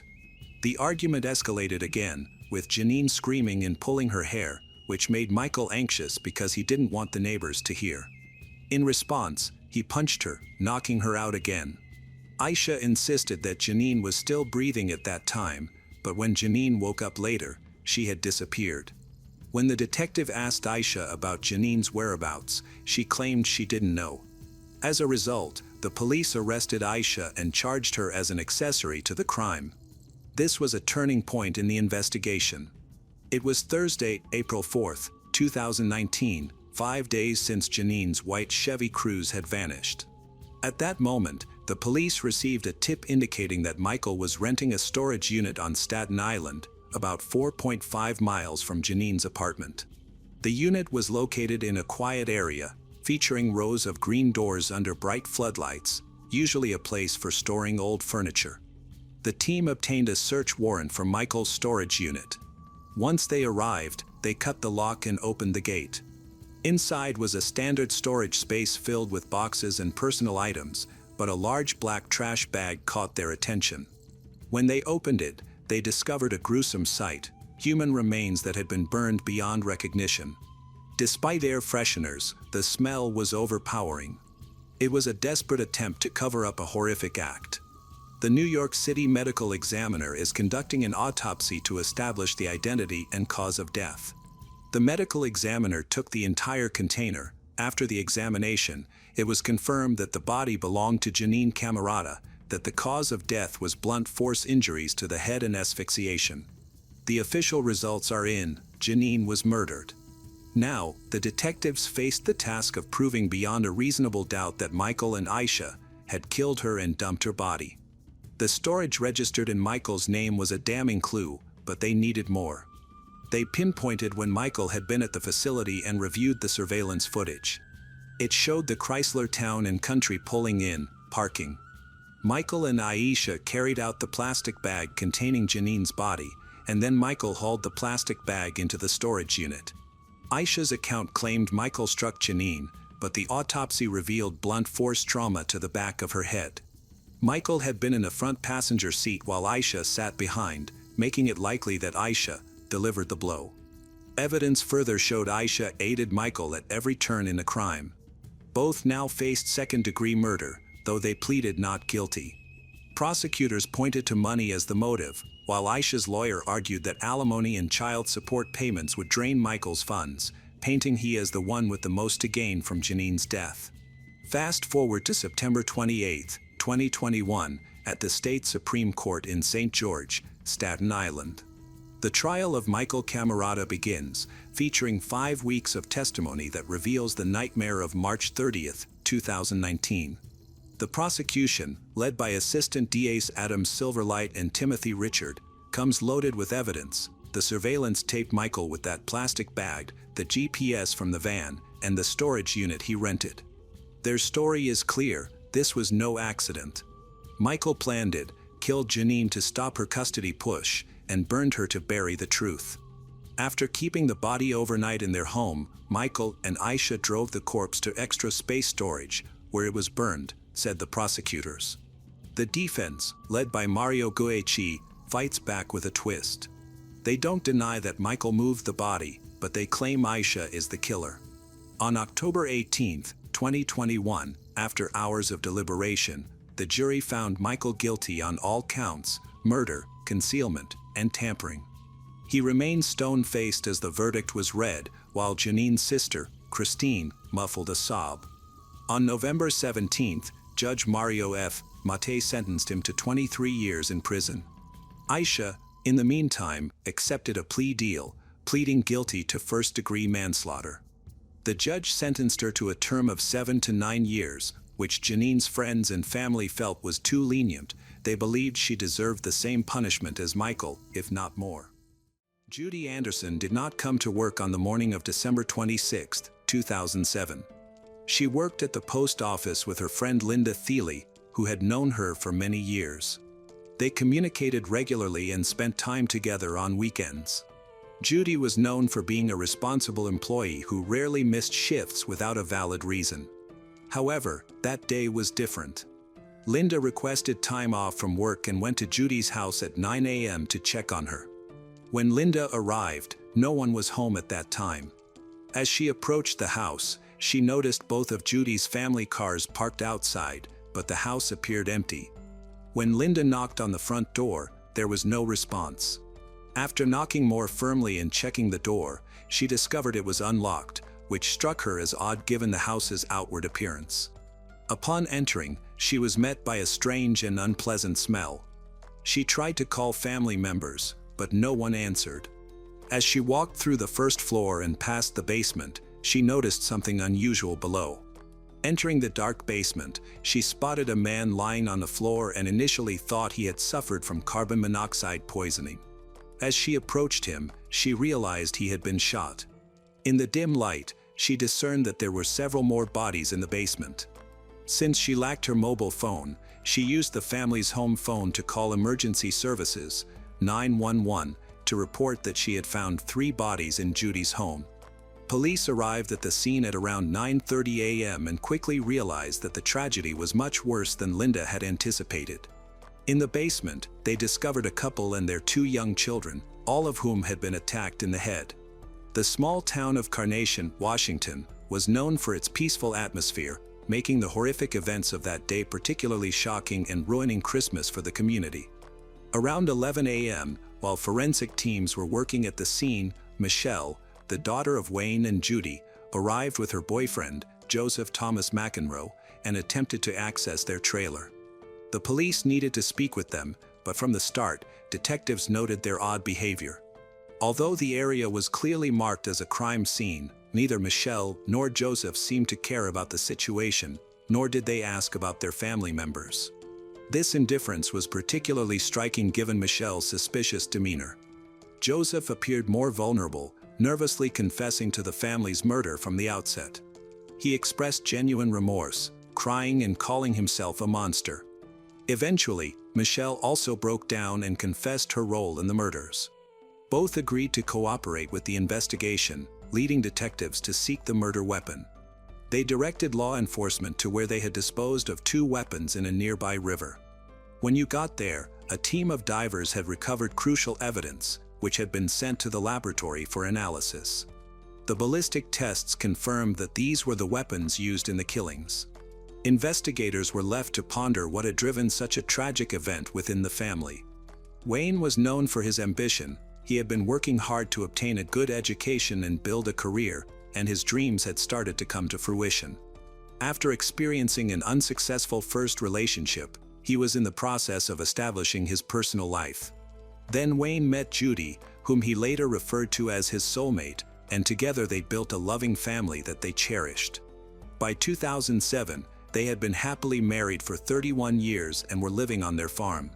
From the start, Judy had dreamed of a family and a joyful marriage, and Wayne was the partner who helped her achieve that. Their home was in the small, close-knit town of Carnation, near Seattle, where everyone knew their family well. They enjoyed friendly relationships with their neighbors, often celebrating holidays together and hosting barbecues. The holiday weekend in December 2007 promised to be just as festive. Over their 30 years of marriage, Judy and Wayne had 3 children, Mary, Scott, and Michelle. At that time, Mary lived in the nearby town of North Bend. She left her family a few years ago to focus on her career. Unfortunately, her progress at work was minimal, and she became ill before the vacation. As a result, she decided to visit her family at a later date once she felt better. Scott Anderson was 32 years old and married to his wife, Erica, who was also 32. Although Scott concentrated heavily on his career, his personal life was stable. The couple had 2 children, 5-year-old Olivia and 3-year-old Nathan. They lived in another nearby town, about a half-hour drive from his parents, and he was a dedicated husband and father. He worked as a builder, while Erica stayed home to manage the household and care for the children. Michelle Anderson was 29 years old and had always been different from her peers, often for negative reasons. She was known as a difficult and argumentative child, and as she grew up, she struggled to find success in her career. Many people in the community see her as a problematic member of the family. However, her brother and sister, Mary and Scott, support her, while their parents hope she will change for the better in the future. Michelle had several unsuccessful relationships, the latest being with her boyfriend, Joseph Thomas McEnroe, who was also 29. They dated for about 5 years. They met on a dating site and quickly moved in together, but they faced challenges in finding stable housing due to their lack of education and the absence of steady jobs. In 2004, they rented a mobile home, which was their only option for affordable living at the time. Neighbors considered them lazy and often referred to them as losers. Michelle and Joseph rarely ventured outside their trailer and generally avoided interactions with others, feeling uncomfortable even during brief conversations. Minor issues, such as a car parked incorrectly in front of their home, could trigger Michelle's anger, leading her to argue loudly, as if she were looking for an opportunity to express herself. People also noticed Michelle's unusual behavior. During episodes of unpredictable aggression, she would suddenly break down but then quickly calm down, which raised concerns about her mental health. Some suggested that she see a psychiatrist. At nearly every meeting with new people, Michelle would bring up money, telling elaborate stories about how she and her family were wealthy, though for some reason, she didn't use that wealth. However, both Michelle and Joseph often appeared unkempt. Many described them as dirty and disheveled, which led others to avoid them. Michelle was very controlling of Joseph, often speaking for him. She considered herself the black sheep of her family, insisting that despite her perceived differences, she was superior to the rest of them. This attitude negatively affected family relationships, leading to frequent conflicts. When she wasn't making up stories about their family's wealth, she would recount how strict her parents were. She often portrayed her childhood as bleak, depicting her father as abusive and her mother as hypocritical. According to her, home life was so unbearable that it pushed her to run away and live independently. Despite the tensions within the family, neighbors often saw Judy visiting her daughter, Michelle, once a month. During these visits, Judy would bring bags of food to help her daughter. She was polite, calm, and friendly, but she never admitted to the allegations of abusing Michelle. In contrast, Michelle would often be rude and yell at her mother, despite her mother's kindness. One of Michelle and Joseph's friends said that their trailer home was very difficult to live in and unfit for habitation. The trailer was in poor condition, with minimal furniture and many broken appliances. Many of the windows were damaged and had been covered with opaque material, barely letting in any light. Michelle mentioned that the windows were covered for privacy, as she did not want outsiders to see into the home. When asked why, she claimed that the neighbors were spying on them and that there had been attempts to break into the trailer when they were away. Michelle reported these incidents to the police, but nothing was found, even with several security cameras nearby. Neighbors were skeptical of her claims, suggesting that no one would want to break in, as there was hardly anything valuable inside, leading them to believe Michelle might have made up the stories to gain attention. The relationship between Michelle and Joseph seemed unusual. Michelle viewed herself as a spiritual mentor, trying to guide Joseph on how to live a good life, but few took her advice seriously. This led to frequent arguments between them. After struggling to pay their land rent, they had to move their trailer. Unable to afford a proper home, they returned to her parents' farm, where her parents offered them shelter. They arrived on December 24, 2007, just before Christmas. Michelle's family had planned a holiday gathering with close friends. Her parents, Judy, aged 61, and Wayne, aged 60, wanted to bring everyone together. Scott, along with his wife and 2 young children, planned to attend the family reunion, while Mary was unable to make it home. While waiting for the guests, Joseph and Michelle stayed in their trailer. It was likely that another conflict occurred, leading to them getting into a quarrel. Unexpectedly, around 4 p.m., they left their trailer carrying guns. Judy was in the backyard wrapping Christmas presents and preparing for guests when Joseph started chatting with her.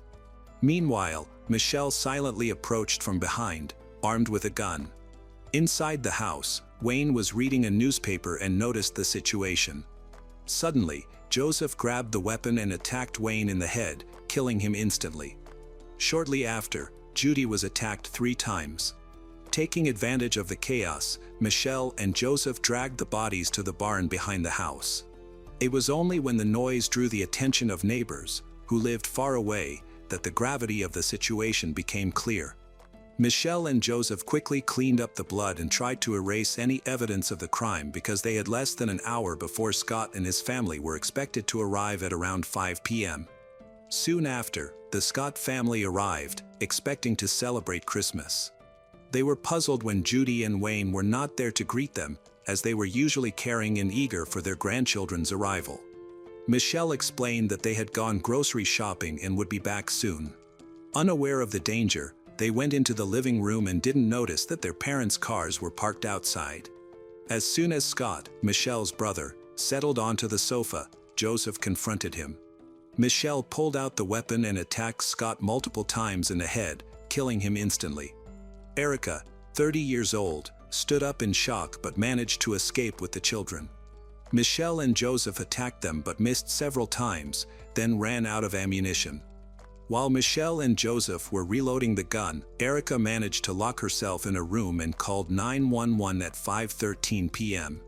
En hung that kong mei, nai kai ko vua ket noi toi tong dai, Joseph de zong veo fom. Erica pleaded with Joseph not to harm the children, but he attacked her in the head and took her phone, smashing it against the wall. This horrifying scene unfolded in front of the terrified children, who were clinging to her. Joseph fired the shot, mistakenly believing that Erica would call for help. Her final cries were recorded as evidence. A police patrol was dispatched, and soon, officers arrived at Judy's home. Michelle greeted them by locking the gate right in front of them.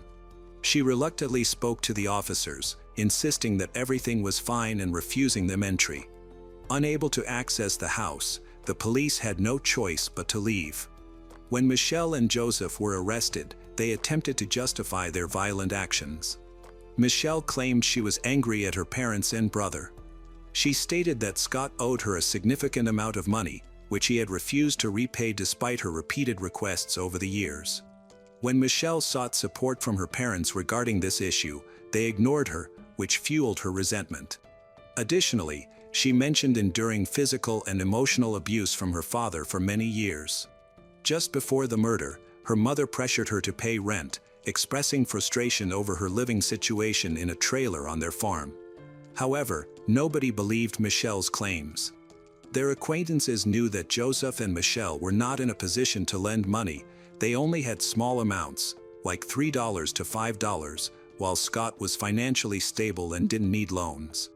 Additionally, it was hard to believe that their parents, knowing about their financial struggles, would demand rent. Wayne and Judy are hospitable people who have welcomed Michelle and Joseph, provided them with food, and never asked for money in return. Michelle felt that nobody believed her, so she began to change her story. She tried to portray herself as the victim. In her final version, she claimed that her motive for murdering 6 people was jealousy over Scott's success and his relationships with his family and at work, as well as envy of her parents. However, this reasoning does not justify the murder of Olivia and Nathan, young children who had no understanding of the situation and were not responsible for their parents' actions. Michelle argued that her actions were an act of mercy, believing that her nephews would face a harsh world without their parents and that she wanted to spare them from that life. She was also annoyed by the presence of the children while their parents were being attacked. During an interview, Michelle described how she felt humiliated and oppressed by her parents, fabricating increasingly dramatic stories. Even the recorded confession took over 2 hours, detailing the sequence of the attack. On December 2, 2007, Michelle Anderson and Joseph Thomas McEnroe were charged with 6 counts of premeditated murder. At the time, the legal environment in the state made the case particularly high profile. In another interview, Michelle stated that she wished to be executed, as she found the thought of spending the rest of her life in prison to be a harsher punishment than death. Despite her wishes, the death penalty was not imposed. After the trials, both were sentenced to 6 life terms without the possibility of parole. After the change of governor, the death penalty issue was reconsidered. On September 5, 2013, the Washington State Supreme Court overturned the earlier ruling, leading to a new trial. Michelle was frightened and quickly retracted her previous statements. In January 2015, Joseph appeared in court. His defense claimed he was coerced into committing the crime. They portrayed Michelle as a manipulative individual who had brainwashed Joseph and turned him against her family. They also mentioned his mental illness, which made him susceptible to manipulation. They described Joseph's childhood as tragic and noted that he had been abused by his mother. During his defense, he argued that he had ensured Judy's family died quickly so they would not suffer and attempted to rationalize the killing of the children as an act of mercy. On March 25, 2015, the jury found Joseph guilty of the charges against him. During sentencing, Joseph acted as if he were a victim of manipulation, even modifying his behavior. The prosecutor pointed this out and warned that Joseph was trying to influence the jury's decision by changing how he behaved and spoke. Since the jury could not reach a unanimous verdict on the death penalty, Joseph was sentenced to life imprisonment without the possibility of parole for each murder. 8 years later, in January 2016, Michelle appeared in court once again. The prosecutor's office decided not to pursue the death penalty for her, as Joseph had already received a life sentence. State law requires that all criminals with similar levels of guilt receive equal justice, which applied to both Joseph and Michelle. Therefore, seeking a lesser penalty for Michelle would have been unlawful. After hearing this news, Michelle became emotional and expressed her regret for the crime she had committed. The prosecutor suggested that her tears were motivated by her desire to avoid spending the rest of her life in prison and to obtain a more lenient sentence. The prosecution highlighted that Michelle had repeatedly mentioned financial motives or money-related reasons to justify her actions. It appeared that her main motivation for the crime was to inherit her parents' house. According to the prosecutor, Michelle remained the same ruthless person, and her fluctuating testimonies and blatant lies made her untrustworthy. She accused her family of harsh treatment during the investigation. However, there was no evidence to support her claims. She seemed to be attempting to undermine her family as if the murders alone were not enough to portray herself more favorably. During the trial, new claims emerged. Michelle maintained that she hated Erica just like everyone else did, but she asserted that this hatred stemmed from Erica taking her brother, Scott, away from her. Nevertheless, their already strained relationship indicated that Michelle was lying again. Ultimately, the probable reason for her murder was simply jealousy. During the trial, the jury listened to witness testimonies presented by the prosecution over several weeks. The Supreme Court hearing mirrored the earlier trial of Joseph, who was already in prison. The proceedings were formal. Michelle's older sister, Mary, was among those who spoke. She had been unable to attend a family Christmas gathering due to illness. Later, Mary expressed gratitude for missing the holiday, believing it had saved her life. Michelle confessed that she had been planning the crime against her family for about 10 weeks. However, both she and Joseph made several mistakes, failing to cover their tracks or dispose of the bodies properly. Their claim of getting married in Las Vegas was quickly proven to be false. Despite her emotional confessions, Michelle's true character emerged when she received a life sentence without the possibility of parole. She reacted by screaming at the judge and threatening to sue for poor legal representation. Michelle even demanded to be released so she could hire her own private lawyer, but her request was denied, leading her to accuse the judge of violating her constitutional rights. At present, both Michelle and Joseph are incarcerated in state prisons. The legal process has been lengthy, emotional, and costly, with numerous appeals and strong opposition from their defense teams. The struggle for a lighter sentence continued for years. The prosecutor spent approximately $2 million on the case for both Michelle and Joseph, while Joseph's defense cost around $5 million and Michelle's expenses were even higher. The only consolation for those who financed the legal battle was knowing that these dangerous individuals would never be free again. It was a calm and quiet Saturday morning in the Norfolk countryside, a perfect day for residents to take their dogs for a walk and enjoy the fresh air and serene environment of East Harling. Everything seemed normal until a couple, out on their regular stroll, stumbled upon something that made them pause. Initially, it appeared as though someone had fallen or had an accident, but as they approached, they discovered it was something far more serious. East Harling, a quaint village located in the heart of Norfolk, is known for its charm and sense of community. With its slow pace of life, friendly residents, and beautiful natural surroundings, it has long been regarded as a peaceful retreat. One of the village's favorite spots is East Harling Common, a wooded area near Five Ways Junction, about 3 miles from East Harling, where locals often walk their dogs and enjoy the countryside's tranquility. A familiar figure in the village was 83-year-old Peter Wrighton, a retired man who lived with his wife Anne, his partner of 59 years, along with their 2 beloved dogs, Gemma and Dylan. A devoted animal lover, Peter spent his retirement caring for rescued dogs and enjoying long, peaceful walks through. On the morning of August 5, 2017, Peter followed his regular routine. He woke up around 7:30 a.m., greeted his dogs, made a cup of tea for Anne, and then left the house, then stopping at Kenninghall Post Office to buy some pastries.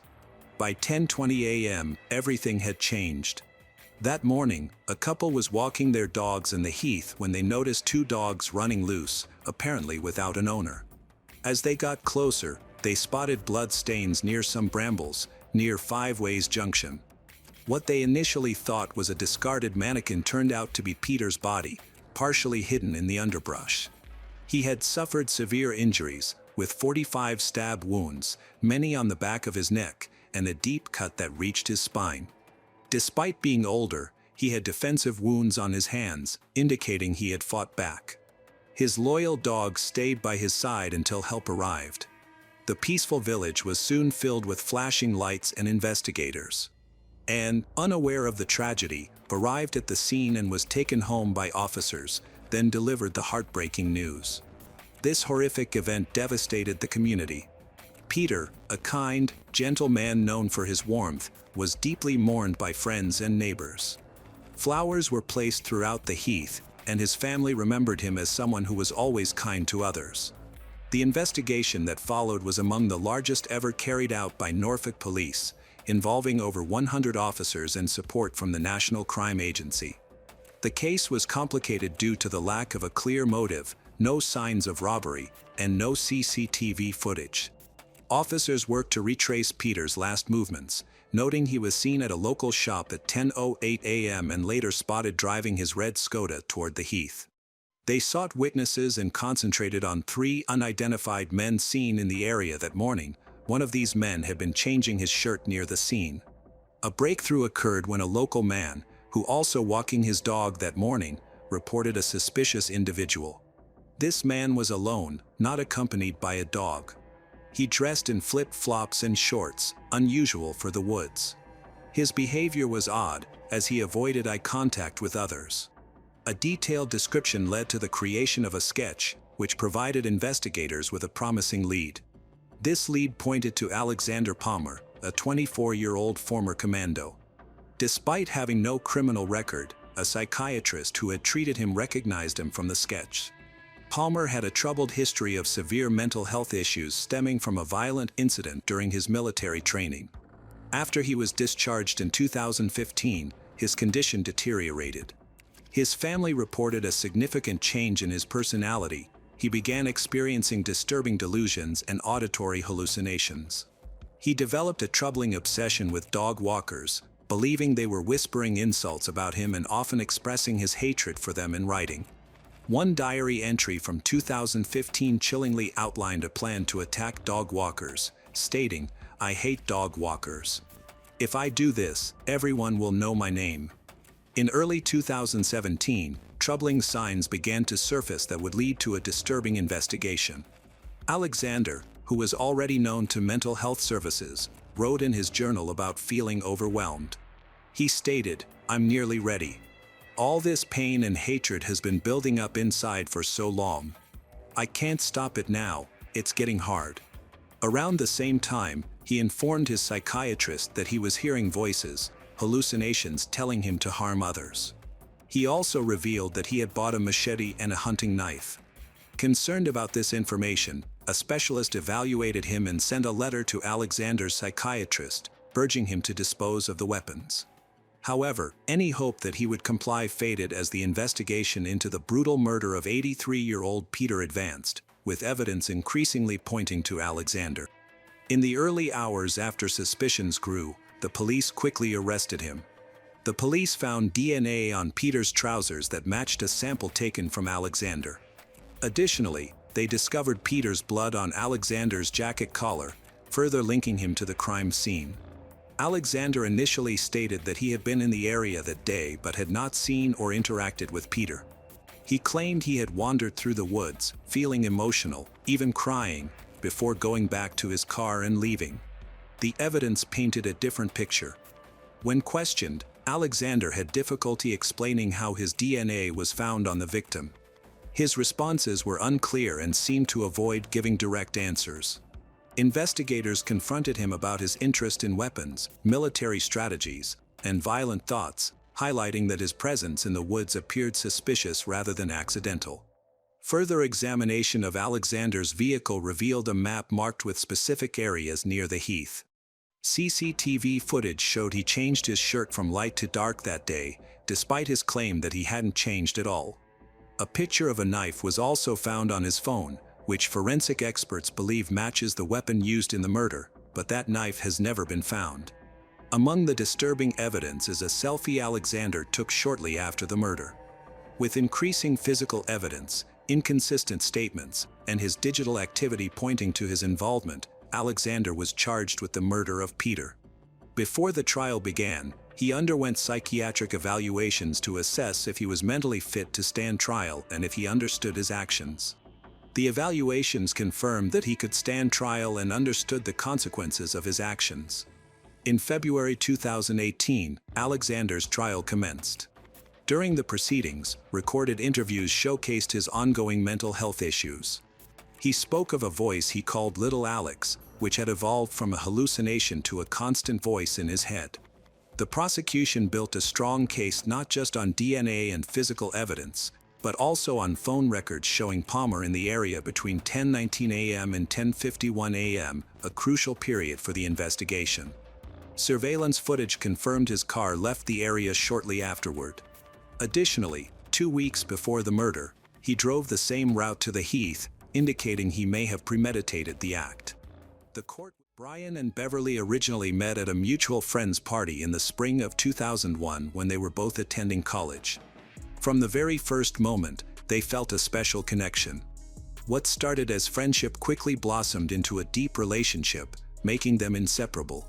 That summer, they grew even closer when they introduced each other to their families, who welcomed them warmly, recognizing that Brian and Beverly were a perfect match. Their shared passion for adventure has made them even more bonded to each other. Beverly was an energetic and athletic person, excelling in baseball and track, while also effortlessly playing the guitar and learning new languages. Her warm personality and bright smile endeared her to her friends. Brian had a love for thrills and enjoyed extreme sports like rock climbing, surfing, and scuba diving, always seeking new challenges without letting fear stop him. Despite their close relationship, they decided to wait until they completed their studies to get married. Once they graduated, they focused on building their future and saving for their own home. Brian started working for an industrial company, while Beverly pursued a career in hotel administration, where her language skills were an asset.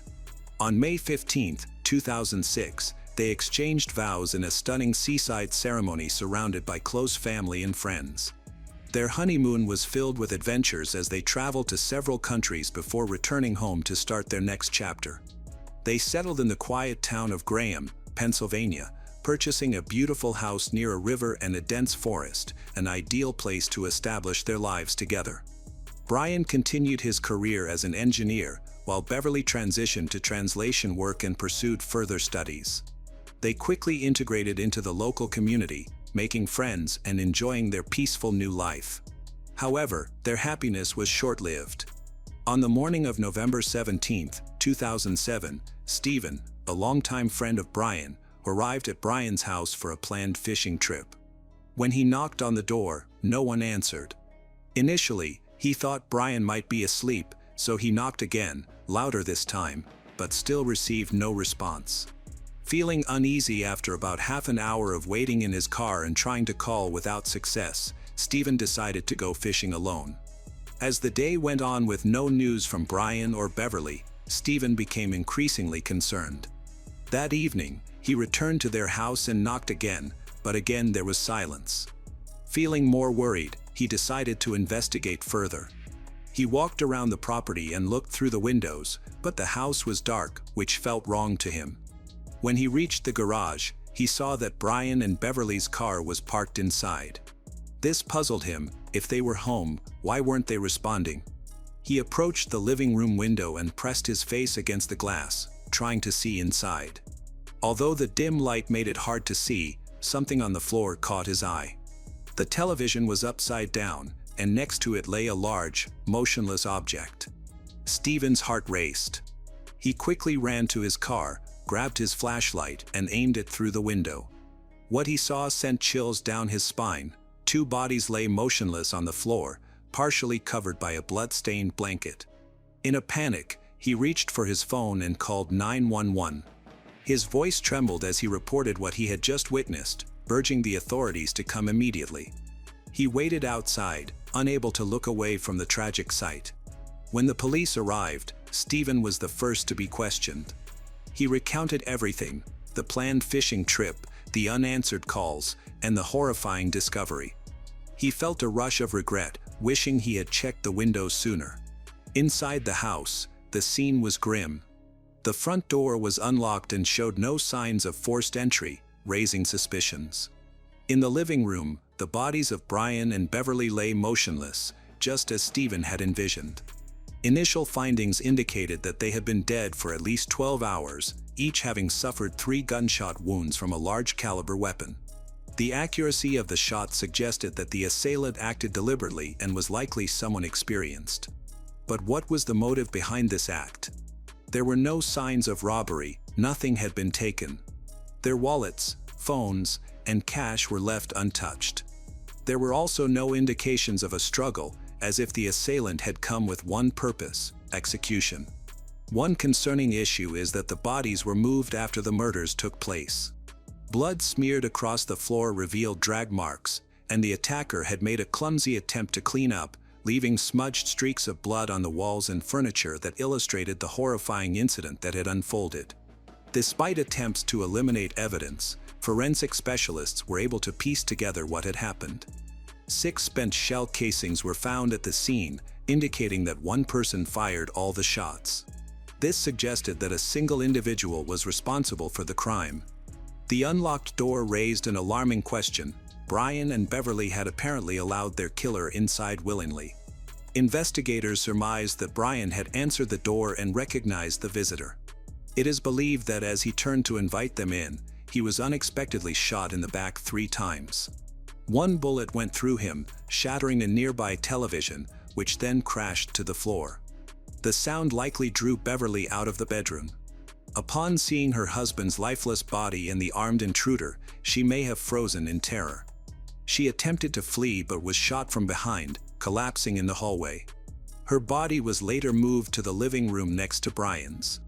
Both Brian and Beverly were still in their pajamas, which indicated that they had been attacked early in the morning before starting their day. One puzzling aspect is that the murderer covered the bodies with a blanket. Could this be an act of remorse, or merely an attempt to conceal the crime? No one can be certain. The floor was covered in blood, as if someone had tried to clean it up, only making the situation worse. A large blood stain near the bodies showed signs of being disturbed, as if someone had attempted to scrub it away. Behind the couch, the police found a plastic broom with dried blood stuck to its bristles. However, the broom handle had been thoroughly wiped clean to remove any fingerprints. This indicated that the killer used the broom to wipe away bloody footprints while making sure to remove any evidence of their identity. Smudged handprints and palm prints were found on the walls, doors, and furniture, but they were too distorted to provide useful matches. Despite the killer's efforts to disguise their presence, forensic experts understood that the longer someone remains at a crime scene, the higher the chance of leaving behind incriminating evidence. Then, they discovered a critical clue. On the blanket covering Brian and Beverly's bodies, there was a faint boot print, not a bloodstain, but an impression made on a lightly bloodied area. The pattern was unique. Forensic analysis revealed it belonged to a rare model of heavy-duty work boots. Investigators traced these boots to a construction company in Clearfield County that had recently purchased several pairs. This lead allowed them to focus on employees who had access to the footwear. An important breakthrough occurred when detectives found a fingerprint on a surface within the house. They thoroughly examined it and checked it against law enforcement databases, but there was no match. This meant that the suspect had no criminal record and had never been fingerprinted, which complicated the identification process. The prime suspect quickly became Stephen, the friend who discovered the bodies. He had visited the house twice that day and was the one who alerted the authorities, raising suspicions about his involvement. During questioning, Stephen appeared visibly upset. He stated that he thought Brian and Beverly were still asleep when they didn't answer the door that morning. It was only later, when he still couldn't contact them, that he went back to check on them. He was taken aback when he realized he was being considered a suspect. He asserted that he had been fishing alone at a remote spot by the river all day. However, without anyone there to confirm his alibi, he had no proof. The investigators, however, had resources to verify his claims. They reviewed traffic camera footage from the roads leading to the fishing area, which confirmed that Stephen's timeline was accurate. He was where he claimed to be. Additional forensic tests also exonerated him. His fingerprints did not match any found at the crime scene, and tests for gunshot residue on his hands and clothes were negative. Moreover, the boot print found at the crime scene was not the same size as Stephen's shoes, and he had no ties to the construction company that produced the boots. Because there was no physical evidence connecting him to the crime, he was officially excluded as a suspect. Detectives searched the neighborhood for new leads. At the home of Daniel Tavares and his wife, Jennifer Lynn, who lived across from Brian and Beverly, they gathered important information. Daniel answered the door and informed them that Jennifer was at work, but he was willing to talk. He remembered that on the morning of the murders, around 5:30 a.m., he heard loud noises coming from Brian and Beverly's house. At the time, he didn't think much of it, but later he realized those noises sounded like gunshots. Curious yet cautious, Daniel looked out the window and saw a white pickup truck parked near Brian and Beverly's home, which he was certain did not belong to them. Shortly after, he noticed 2 men leaving the house. Due to the low light before dawn, he couldn't see them clearly, but he observed some details about the driver. The man was white, about 40 years old, with a strong build, long dark hair tied in a ponytail, and a mustache. Daniel also noted that the driver had a tattoo on his left hand, though he could not identify the design.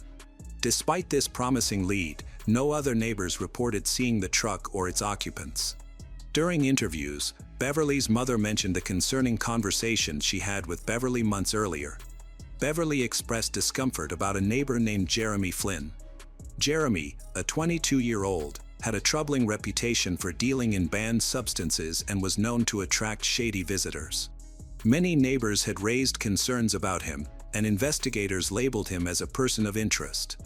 When officers visited his home, they found it abandoned, leading them to suspect he might have fled after the murders.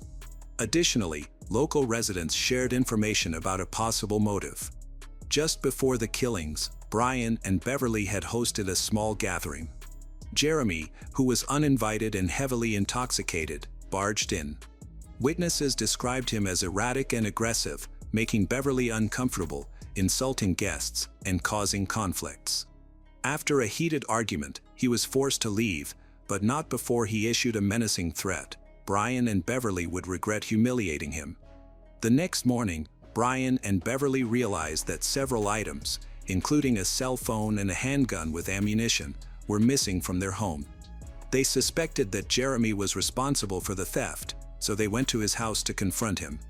They remained calm but warned Jeremy that they would report him to the authorities if their belongings were not returned. Jeremy denied taking anything and refused to give back the stolen items. However, the next day, the missing items mysteriously appeared in their backyard. Although they had no proof, Brian and Beverly believed that Jeremy had sneaked onto their property at night to return them. Even though it seemed like the issue was resolved, Beverly could not shake her anxiety. She began to feel unsafe being home alone and encouraged Brian to consider moving to a different neighborhood.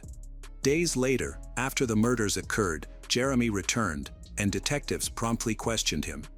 Initially, they were suspicious, but their concerns diminished when they discovered that Jeremy had been out of town during the crime. He had gone to visit his parents in another state and had stayed there for nearly a week, returning only the day after the murders. His alibi was solid, confirmed by multiple witnesses who saw him miles away on the night of the crime. Further forensic analysis supported his innocence. His fingerprints were not found at the crime scene, and he had no connection to the distinctive work boots that investigators linked to the case. Since there is no evidence linking him to the murders, he was cleared as a suspect. In their search for a new breakthrough, investigators decided to return to the only witness who had provided useful information, Daniel Tavares. Daniel had originally reported seeing a suspicious white pickup truck near Brian and Beverly's home around the time of the crime. However, when detectives interviewed him again, his account changed. He suddenly claimed that he remembered what the suspects were wearing, even describing one man as having a scar on his cheek. This contradicted his earlier statement, in which he had said that the men's faces were hidden by hoodies. Detectives, sensing inconsistencies in his story, asked him to show them the window he had looked out of that morning. Upon examining the view, they found that even in broad daylight, it was difficult to see anything clearly across the street. Given that the murders had occurred before dawn, it seemed unlikely that Daniel could have seen that much. His inconsistent story raised an unsettling question: was he being dishonest? If so, what was his motive? A closer look into Daniel's background revealed a troubling history. Born in 1966 to a strict military family, his early life was marked by difficulties. When he was 4, his parents divorced, leaving him and his 3 older sisters with their mother. His father remarried quickly and became largely absent, showing little interest in his children's lives. By the time Daniel reached 9th grade, his life had taken a turn for the worse. He dropped out of school, frequently ran away from home, and engaged in petty theft. At 18, he was arrested for robbery for the first time. His estranged father intervened, helping him avoid jail by securing probation.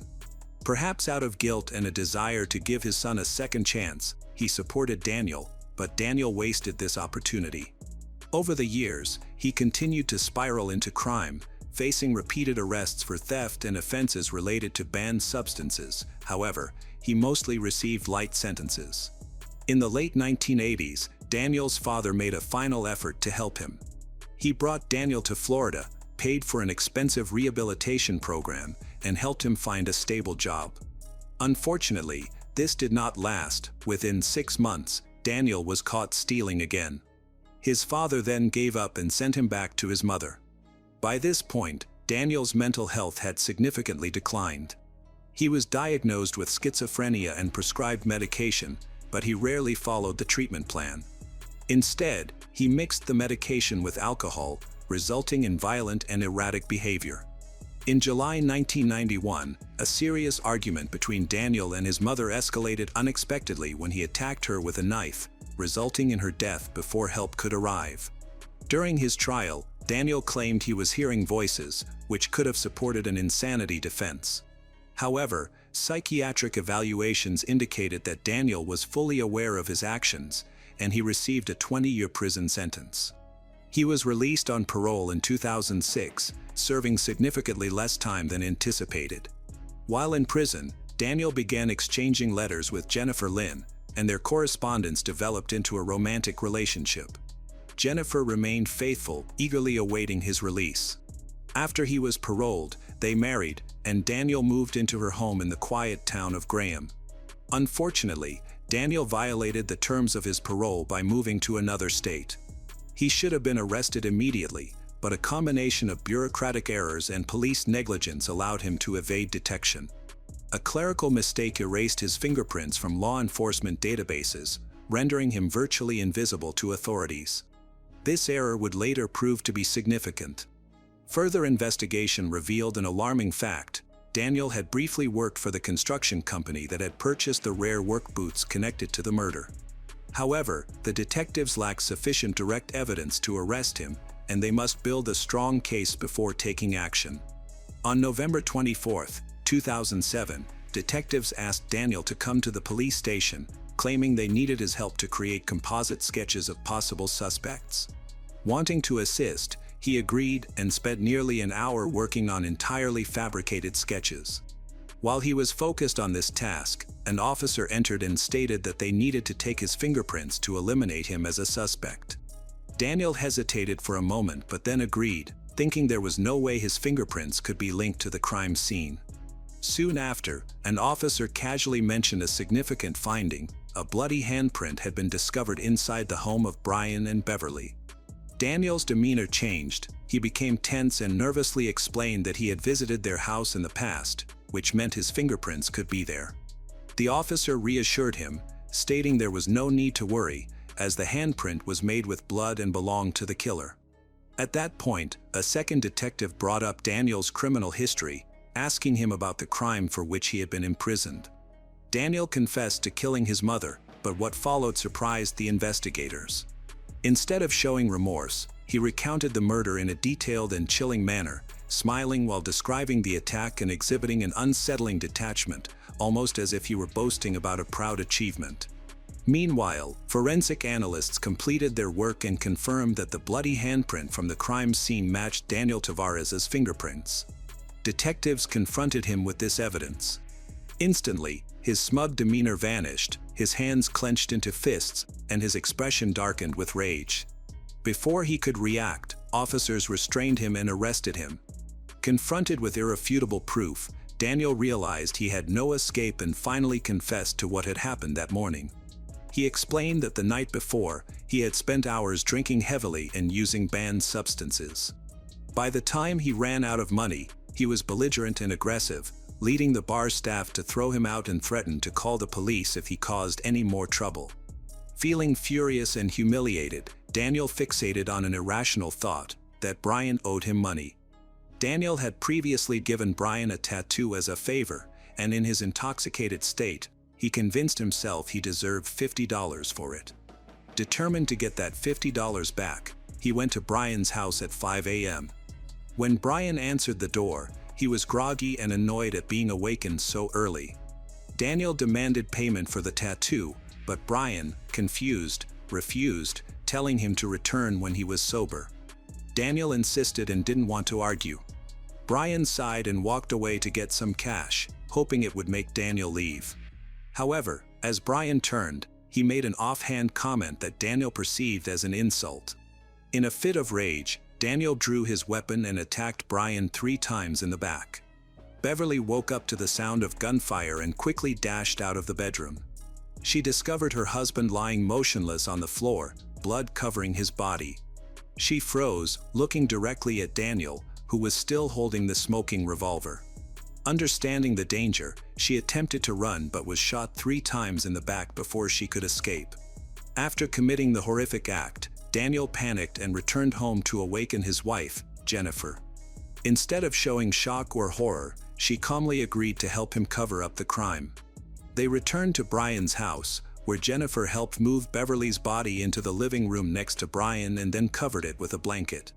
Jennifer suggested using a broom to erase the bloody footprints and cleaned every surface meticulously, but she missed one crucial spot. Once they finished cleaning, Daniel disposed of the murder weapon by throwing it into a nearby river, and despite extensive searches, it was never found. With his confession and forensic evidence against him, Daniel was sentenced to life in prison without the possibility of parole. Jennifer, claiming she acted out of fear, cooperated with the police and received a 1-year sentence for tampering with evidence. The case appeared to be resolved, but Daniel Tavares's troubling history continued to unfold. In 2015, new homeowners renovating the house where Daniel had lived with his mother discovered human remains when they dug up the backyard. Forensic analysis confirmed that the bones belonged to a young woman who had vanished in 1990. Investigators revealed a disturbing truth: Daniel had known her, as she was a neighbor. When she rejected his advances, he resorted to deadly violence and buried her body in his mother's backyard, where it remained hidden for years. This new evidence led to Daniel receiving a second life sentence. It became evident that Daniel Tavares had always been a predator operating in the shadows, evading justice until the truth finally caught up with him. After the tragic murder of Brian and Beverly Mock, the flaws in the justice system became evident. Daniel Tavares, a dangerous criminal with a serious history of violence, including the murder of his own mother, was released too soon. His early release, combined with the removal of his fingerprint information from the police database, allowed him to evade responsibility and continue his attacks. This negligence directly resulted in the deaths of Brian and Beverly, who were 2 innocent victims.